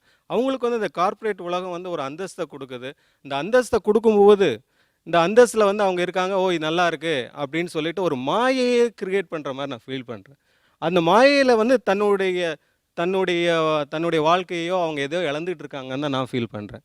ஐயா சொல்கிறதுல நிறைய உண்மைகள் இருக்குது. அதாவது குடும்பத்துக்குள்ளார நுழைகிறது. அப்போது நம்ம தெளிவாக இருக்க வேண்டும். நமக்கு வந்து குடும்பம் முக்கியம் என்றால் அவர்கள் எடுத்த முடிவு மாதிரி எனக்கு வேலை முக்கியம் இல்லை, நான் 12,000 ரூபாய்க்குள்ளார வாழறேன், 80,000 விடக்கூடிய தைரியம் வேண்டும், எனக்கு 80,000 வேண்டும், யாரோ பணம் போட்டு நடத்துகிற முதலாளி எனக்கு சௌரியமாக நடந்து கொள்ள வேண்டும் என்று நாம் எதிர்பார்க்க முடியாது. நான் விட்டு கொடுக்க வேண்டுமே தவிர யார் நிறுவனம் நடத்துகிறானோ அவன் விட்டு கொடுக்க வேண்டும், எனக்கு தேவை என்று நாம் கேட்பது நியாயம். அது ஒன்று. Thirumurugan, how do you see this? இந்த இக்கட்டுக்குள்ளிருந்து என் வாழ்க்கையும் வாழ வேண்டும், பணமும் வேண்டும், இதான் இன்னைக்கு இருக்க நெருக்கடி மாதிரி தெரியுது. How to operate this? நீங்கள் எங்கள் ஆக்சுவலாக கார்ப்பரேட்டுக்கு போகல, உங்களுக்கு அதுக்கான ஸ்பேஸ் எல்லாமே இருந்துச்சு. இல்லை, நான் கார்ப்பரேட்டுக்கு போகாமல் இருந்ததுக்கான காரணம் வந்து எனக்கு இருந்த பேஷன்ஸில் ஒர்க் பண்ணணும்னு நினச்சது. எம்ப்ளாய்மெண்ட்டாக கெரியரா அப்படின்னு வர்றப்ப நான் கெரியர் அப்படிங்கிறத சூஸ் பண்ணேன். எனக்கு என்ன பிடிச்சதோ பண்ணுறது அப்படிங்கிறது. அதை சூஸ் பண்ணுறதுக்கு வந்து என்னை மணி ட்ரைவ் பண்ணலை, என்னோடய பேஷன் தான் ட்ரைவ் பண்ணுச்சு. இன்றைக்கு வரைக்கும் நான் ஃபினான்ஷியலி சக்ஸஸ்ஃபுல்லாக அப்படின்னு பார்த்தா நான் ஃபினான்ஷியலி சக்ஸஸ்ஃபுல் கிடையாது. பட் ஆஸ் அ ப்ரொஃபஷனலாக சக்ஸஸ்ஃபுல்லானா எஸ் ஐம் சக்ஸஸ்ஃபுல். என்னோட பர்சனாலிட்டி வைஸ் நான் சக்ஸஸ்ஃபுல்லானால் எஸ் ஐ க்ரோன். இதுதான் எனக்கு முக்கியமான ஒரு விஷயமா இருந்தது. இது எல்லாத்துக்குமே முடியுமா அப்படிங்கிறது பொதுமைப்படுத்த முடியாத ஒரு விஷயம் இருந்தது. ஆனால் நம்மளுக்கு எது தேவை, எந்த அளவுக்கு போதுங்கிறது எல்லாத்துக்குமே தெரியும். இப்போ உணவு எடுத்துக்கிற மாதிரி தான் வேலையை பொறுத்தது அளவுக்கும். இப்போ 80,000 ரூபா சம்பளம் அப்படிங்கிறதும் 1 லட்ச ரூபா சம்பளங்கிறது சாமானிய லெவலில் பார்க்குறப்ப ரொம்ப அதிகமான ஒன்று. அப்போ அப்படி அதிகமான ஒன்று நம்மளுக்கு தேவையா அப்படிங்கிற ஒரு இடத்துல இருந்து யோசிக்க வேண்டிய கட்டாயம் இருக்குது. எதில் போய் முதலீடு பண்ணணும், எதில் நம்ம வாழ்க்கையை வாழணும் அப்படிங்கிற தெரியாத சிக்கல்கள் நிறையா. அதுதான் அந்த பிரச்சனைக்கு போய் நிற்கக்கூடிய விஷயங்கள். நான் அதே மாதிரி பிஸ்னஸில் பார்க்கக்கூடிய நிறைய முக்கியமான நாட்கள்லாம் பார்த்துருக்கேன். அவங்க ஒரு விஷயம் சொல்லியிருக்கிறாங்க, உன் கையில் பணம் இருந்து அதில் நேரடியாக பணத்தை எவ்வளோ முதலீடு பண்ண முடியுமோ அதை மட்டுமே நீ வாங்கிக்கோ, அதுக்கு மேலே போகாது அப்படின்னா. பெரிய பிஸ்னஸ் மேனே அதான் எனக்கு சொல்லியிருக்கிறாங்க. நான் சொல்கிறேன், ஒரு பெரிய ரியல் எஸ்டேட் ஓனர் அவர் ஒரு 200-300 கோடி ரூபாய்க்கு பண்ணுறவர் சொல்கிறார், எனக்கு நான் இன்னும் சொந்த வீடு வாங்கலை அப்படின்றார். எனக்கு ஆச்சரியமாகுது. நான் போய் நான் இவ்வளோ பெரிய வீடு, நான் 2 கோடி ரூபாய்க்கு நான் ஒரு வீடு வாங்கணும்னு நினச்சேன்னா 2 கோடி ரூபா பணம் இருந்து என் கையிலேருந்து கொடுத்து நான் வாங்கணும்னு நினைக்கிறேன். ஆனால் இந்த 1 லட்ச ரூபா சம்பளம் வாங்குறவங்க வந்து 60 லட்ச ரூபா வீடு வாங்கணும்னு நினைக்கிறப்போ தான் அந்த போய் சிக்கலில் போய் நிற்கிது. அப்புறம் அதுக்காக ஓட வேண்டிய கட்டாயம் வருது, அந்த பணத்தை கட்டணும். அதுவே இன்ஃப்ளேட்டட் மணி. நீங்கள் இன்னொரு பக்கம் பார்த்தீங்கன்னா அந்த 60 லட்ச ரூபா வீடுங்கிறது இந்த இண்டஸ்ட்ரி வர்றதுக்கு முன்னாடி அது 6 லட்ச ரூபாய்க்கு கூட போயிருக்காத இடம். அதுக்கு நான் பிஸ்னஸில் நேரடியாக பார்க்குறேன். அது 6 லட்ச ரூபாய்க்கு வாங்குவாங்க, அதுக்கப்புறம் ப்ரொமோட் பண்ணுவாங்க, அது 60 லட்ச ரூபாய்க்கு வீடு விற்கிற அந்த ப்ராசஸை முழுக்க நம்ம பார்க்குறப்ப இந்த பணம் 54 லட்ச ரூபாயை வந்து கட்டுறதுக்கு தான் மொத்த கார்ப்பரேட் செட்டப்புங்கிறது வந்து நிற்கிது. இப்போது உங்களுக்கு தான் பேலன்ஸ் பண்ணிக்க வேண்டிய கட்டாயம் இருக்குது. அதுதான் நம்ம பார்க்க வேண்டியிருக்கு. நீங்கள் திருமுருகன் பேசும்போது ரொம்ப என்டாஸ் பண்ணிகிட்டே இருந்தீங்களே. இல்லை, அவர் கண்டிப்பாக அவர் சொல்கிறது வந்து கரெக்டு தான். அது the choice is yours, whether you go towards your passion or you go towards an employment. So எனக்கும் ஒரு பேஷன் இருந்தது, ஒரு மீடியாக்குள்ளே போகணும் அல்லது வந்து ஒரு சினிமா இண்டஸ்ட்ரிக்குள்ளே போகணும் அப்படிங்கிற மாதிரி எனக்கும் ஒரு சின்ன வயசில் ஒரு பேஷன் இருந்தது. ஆனால் என்னோடய வீட்டில் என்ன சொன்னாங்க, நீ இப்போதைக்கு படிச்சிரு, முதல்ல படிச்சிரு, இந்த வயசில் படிக்கணும், அதுக்கு பிறகு நீ எப்போ வேணால் நீ உன்னோட பேஷன் இது பண்ணிக்கலாம். அதுக்கு பிறகு நிறையா படித்தேன், லா படித்தேன், ஏசிஎஸ், ஐசிஆர்பிளே, இது மாதிரி நிறையா படித்த பிறகு once I started earning and that earning starts growing, I cannot completely leave it and come to a media or something. So இப்போ நான் என்ன பண்ணுறேன், என்னோட வேலையை நான் பார்த்துக்கிட்டு என் குடும்பத்தை இது பண்ணிக்கிட்டு என்னோட என்ன பண்ண முடியும், ஒரு பிளாகில் எழுதுறேன், இல்லை என்ன பண்ண முடியுமோ அந்த அளவோடு நான் என்னை லிமிட் பண்ணிக்கிறேன், அவ்வளோதான். Okay okay. இந்த மாதிரியான ஒரு கால் எடுக்கிறத எப்படி நீங்கள் பார்க்குறீங்க? ஒரு பொசிஷன் பண்ணிக்கிட்டு ஒரு என்னையும் என்னை சார்ந்தவர்களையும் திருப்திப்படுத்தக்கூடிய அளவு பொருளாதாரத்தை உருவாக்கி கொண்டு என்னுடைய ஆசைகளையும் விருப்பங்களையும் வெவ்வேறு வடிவங்களில் வெளிப்படுத்த முயற்சி பெற பிளாக் எழுதுகிறேன். இதுக்கு எனக்கு கார்ப்பரேட் ஹெல்ப் பண்ணுது. நிச்சயமாக. அதாவது என்னுடைய நண்பன் ஒருத்தன் இருக்கிறான், அவன் வந்து எதையும் பெரிய அளவுக்கு பணத்தை சேவ் பண்ணி வைக்கல, அவனும் சம்பாதிக்கிறான், ஒய்ஃபும் சம்பாதிக்கிறாங்க. ஆனால் சனி ஞாயிறில் வந்து நீங்கள் அவனை எங்கேயும் பிடிக்க முடியாது. 2 பேரும் ஏதோ ஒரு காட்டுக்குள்ளே போகிறது வர்றது இந்த மாதிரி வேலைகள் பண்ணிகிட்டு இருப்பாங்க. பெரிய கிரெடிட் மார்க்கெட்டில் போய் வாங்கி மாட்டாங்க. புது புது கார் வாங்கணும், புது புது மொபைல் வாங்கணும், புது புது டேப் வாங்கணும் அப்படிங்கிற அந்த சிக்கலுக்குள்ளே போகவே மாட்டாங்க. எனக்கு ஒரு வருஷத்தில் சம்பாதிக்கிற இவ்வளோ பணத்தை என் பர்சனல் லைஃபுக்காக என் குழந்தையோட செலவு பண்ணுறதுன்னு ஒரு முடிவு இருக்கும். இங்கே வந்து அந்த க்ரீடு தான் வந்து நம்மளை வந்து பெரிய அளவுக்கு வேறு இடத்துக்கு தள்ளுது. அந்த க்ரீடு வந்து உடம்பையும் சாப்பிடும், வாழ்க்கையை சாப்பிடுது, எல்லாத்தையுமே சாப்பிட்றத தான் பார்த்துட்டு இருக்கோம். அதுதான் இங்கே இருக்கக்கூடிய பிரச்சனை. இப்போ அவர் மாதிரி பிளாக் எழுதுறாரு, புத்தகம் படிக்கிறாரு, புத்தகம் எழுதுறதுன்னா அதை நம்ம உருவாக்கிக்கொள்ள முடியுது. அது வந்து என்னென்னா நம்மளை திரும்ப ரீஸ்ட்ரக்சர் பண்ணிக்கிறதுக்கு நம்ம ஒரு 8 மணி நேரம் வேலைக்கு பின்னாடி நம்ம அதுவாகவே மாறி இருக்கிறோம். அதுக்கப்புறம் என்ன மறுபடியும் நார்மல் லைஃபுக்குள்ளே கொண்டு வரது எதுனா உங்களோட எக்ஸ்ட்ரா உங்களுக்குனான ஒரு பர்சனாலிட்டி தான். அதை செய்யாமல் போகிறப்ப என்ன ஆகுதுன்னா, அது கார்ப்பரேட் உலகத்தில் கற்றுக் கொடுக்கக்கூடிய சில விஷயங்களை வந்து அதுவே வாழ்க்கையாக நினச்சிக்கிறது, அதுவே பர்சனாலிட்டியாக மாற்றிக்கிறது, அந்த அடிப்படையில் எல்லாத்தையும் பார்க்கறது. இப்போ நீங்கள் பார்த்தீங்கன்னா, நான் குழந்தையோட ஸ்கூலில் போய் பார்க்குறப்ப நிறைய அம்மா அப்பாக்கள் வந்து குழந்தை பர்ஃபார்மன்ஸ் பார்ப்பாங்க. அது குழந்தைய நம்ம கம்பெனிஸில் வேலை பார்த்து குழந்தைய ப்ரொடக்டிவிட்டி இன்க்ரீஸ் பண்ண பார்ப்பாங்க. அது நான் வந்து ஸ்போர்ட்ஸ் கிளாஸ்க்கு அனுப்புகிறேனே, அவன் ஃபஸ்ட்டு மெடல் வாங்கினானு பார்ப்பாங்க. நான் மியூசிக் கிளாஸ் அனுப்புகிறானே, அவன் வந்து ஒழுங்காக பாடுறானான்னு கேட்பாங்க. டீச்சர்கிட்ட போய் எல்லா அம்மாவும் நின்றுட்டு இவன் ஒழுங்காக எல்லா ஹோம்ஒர்க் எழுதிட்டு வந்துடுறானா, இன்னும் கொஞ்சம் சேர்த்து கொடுங்க, அவன் பண்ண வைக்கிறான், அவனுக்குனால முடியும்.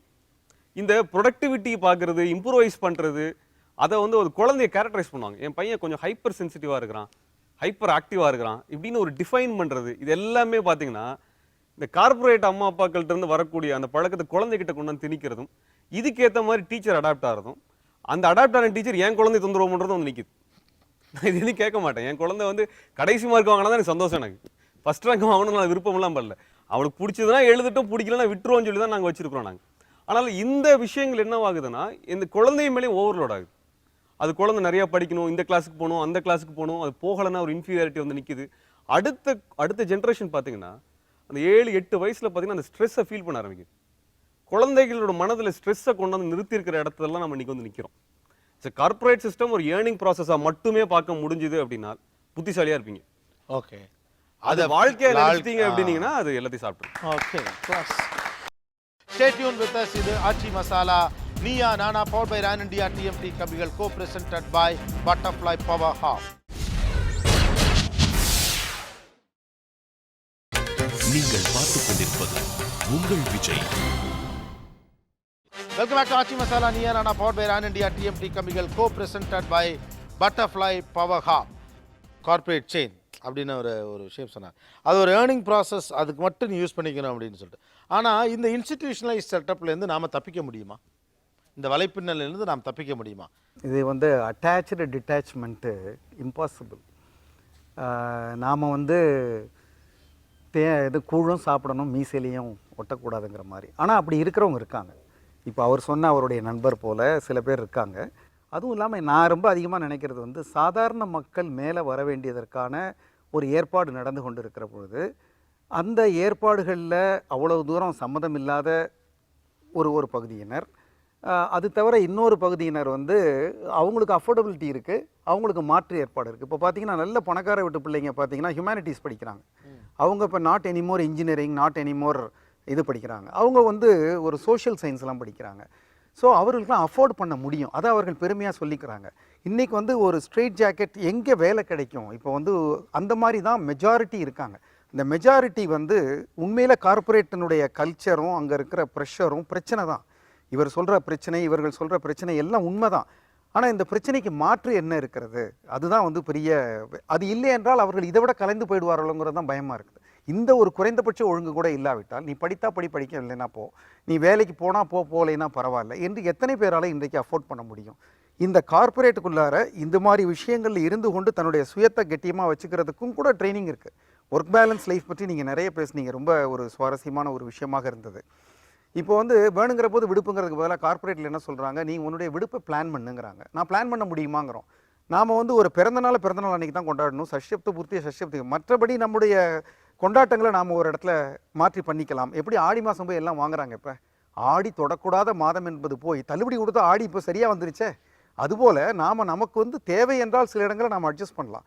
எவ்வளோ பயிற்சிகள் கொடுக்குறாங்க நிறுவனத்தில், எவ்வளவு வருமானம் கொடுக்கிறார்கள், எவ்வளவு தூரம் வந்து உங்களுடைய தனி நபர் சுதந்திரங்களை அனுமதிக்கிறார்கள்னா அவர்களுக்கு ஒத்து வருகிற நேரங்களில் அனுமதிக்கிறார்கள். ஆக இந்த விஷயங்களை நாம் பார்க்குற பொழுது நாம் தள்ளி இருப்பது சாத்தியம், பலருக்கு சாத்தியம் இல்லாமல் இருக்கிறது. அவர் வந்து இதையும் அதையும் இப்போ அவங்க சொன்னாங்க, ஒரு மேடம் சொன்னாங்க, இங்கே எனக்கு வந்து ஒரு ரெகக்னிஷன் இருக்குது, நான் ஏதாவது செஞ்சால் உடனே ஸ்பாட்டில் ரெகக்னைஸ் பண்ணுறாங்க அப்படிங்கிறாங்க. இந்த கல்ச்சர்லாம் வீட்டுக்கு கொண்டு வர்ற சில பழக்கங்கள் இருக்கிறது. நாம் எதை தெரிந்து கொள்கிறோமோ அதை நடைமுறைப்படுத்துகிறோம். கார்ப்பரேட்டில் அதிக நேரம் இருக்கிறதுனால அப்படி ஒரு சூழ்நிலை ஏற்படுகிறது. அது பெரும்பாலானவர்களுக்கு சிரமம், சிலருக்கு சாத்தியமாக இருக்குது. இந்த ஷோவில் ரொம்ப இன்ட்ரெஸ்டிங்கான ஒரு எலிமெண்ட் நான் பார்த்தேன். இவர் பேசுகிறப்ப 2 சைட்லையும் கை தட்டினீங்க, அவர் பேசுகிறப்ப 2 சைடில் கை தட்டினீங்க. அப்போ இது வரைக்கும் ஷோவில் பேசின எல்லாருமே நீங்கள் என்ன பேசுன்னு நினச்சிங்க அதை பேசுனீங்க. பேசாமல் மனசுக்குள்ளே இருக்கக்கூடிய விஷயம் நிறைய 2 பேருக்குமே இருக்குது. கார்ப்பரேட்டுக்கு ஃபாராகவும் இருக்கலாம் அல்லது அகெயின்ஸ்டாகவும் இருக்கலாம். ஆக கார்ப்பரேட் அப்படிங்கிற அந்த ஒரு செட்டப்பை முழுமையாக இங்கு எதிர்ப்பதற்கு இல்லை. காரணம், இது நிறைய நல்ல விஷயங்கள் இங்கே கொண்டு வந்திருக்குங்கிறத நாம் மறுக்க முடியாது. இன்ஃபேக்ட் இது ஒரு பெரிய ப்ராஸ்பெரிட்டி இந்தியாவுக்குள்ளே கொடுத்துருக்கு, அதை மறுப்பதற்கு இல்லை. பெரிய அளவுக்கு நடுவாந்திர குடும்பங்களை, மிடில் கிளாஸ் குடும்பங்களை எலிவேட் பண்ணியிருக்கு ஃபினான்ஷியலாக. சர்வசாதாரணமாக ஒரு 35,000 ரூபாய் சம்பளம், என்னுடைய அம்மா அப்பாவினுடைய கனவுகள், அவங்க 35-40 வருஷம் போராடி அவங்க அனுபவிக்க முடியாத ஆனந்தத்தை என்னுடைய முதல் மாத சம்பளத்திலேயே அவர்களுக்கு நான் நிறைவேற்றி தரக்கூடிய ஒரு மாபெரும் வாய்ப்பை ஒரு கார்ப்பரேட் கம்பெனி தருதுன்னா அது கொஞ்சம் சட்டத்திட்டங்களையும் போடத்தான் செய்யும். பட் கார்ப்பரேட் மேலே இருக்கக்கூடிய கம்ப்ளைண்ட்ஸையும் மறுதளிப்பதற்கு இல்லை. இந்த கார்ப்பரேட் என்ற ஒன்று வந்து தான் இங்கே சிஸ்டம் உருவாக்குச்சுன்னு பாராட்டுறப்போ சரி நம்ம பாராட்டுறோம். 9 மணிக்கு கடை திறந்தவனை டைம் மேனேஜ்மெண்ட்டுக்கு கொண்டு வந்துச்சு.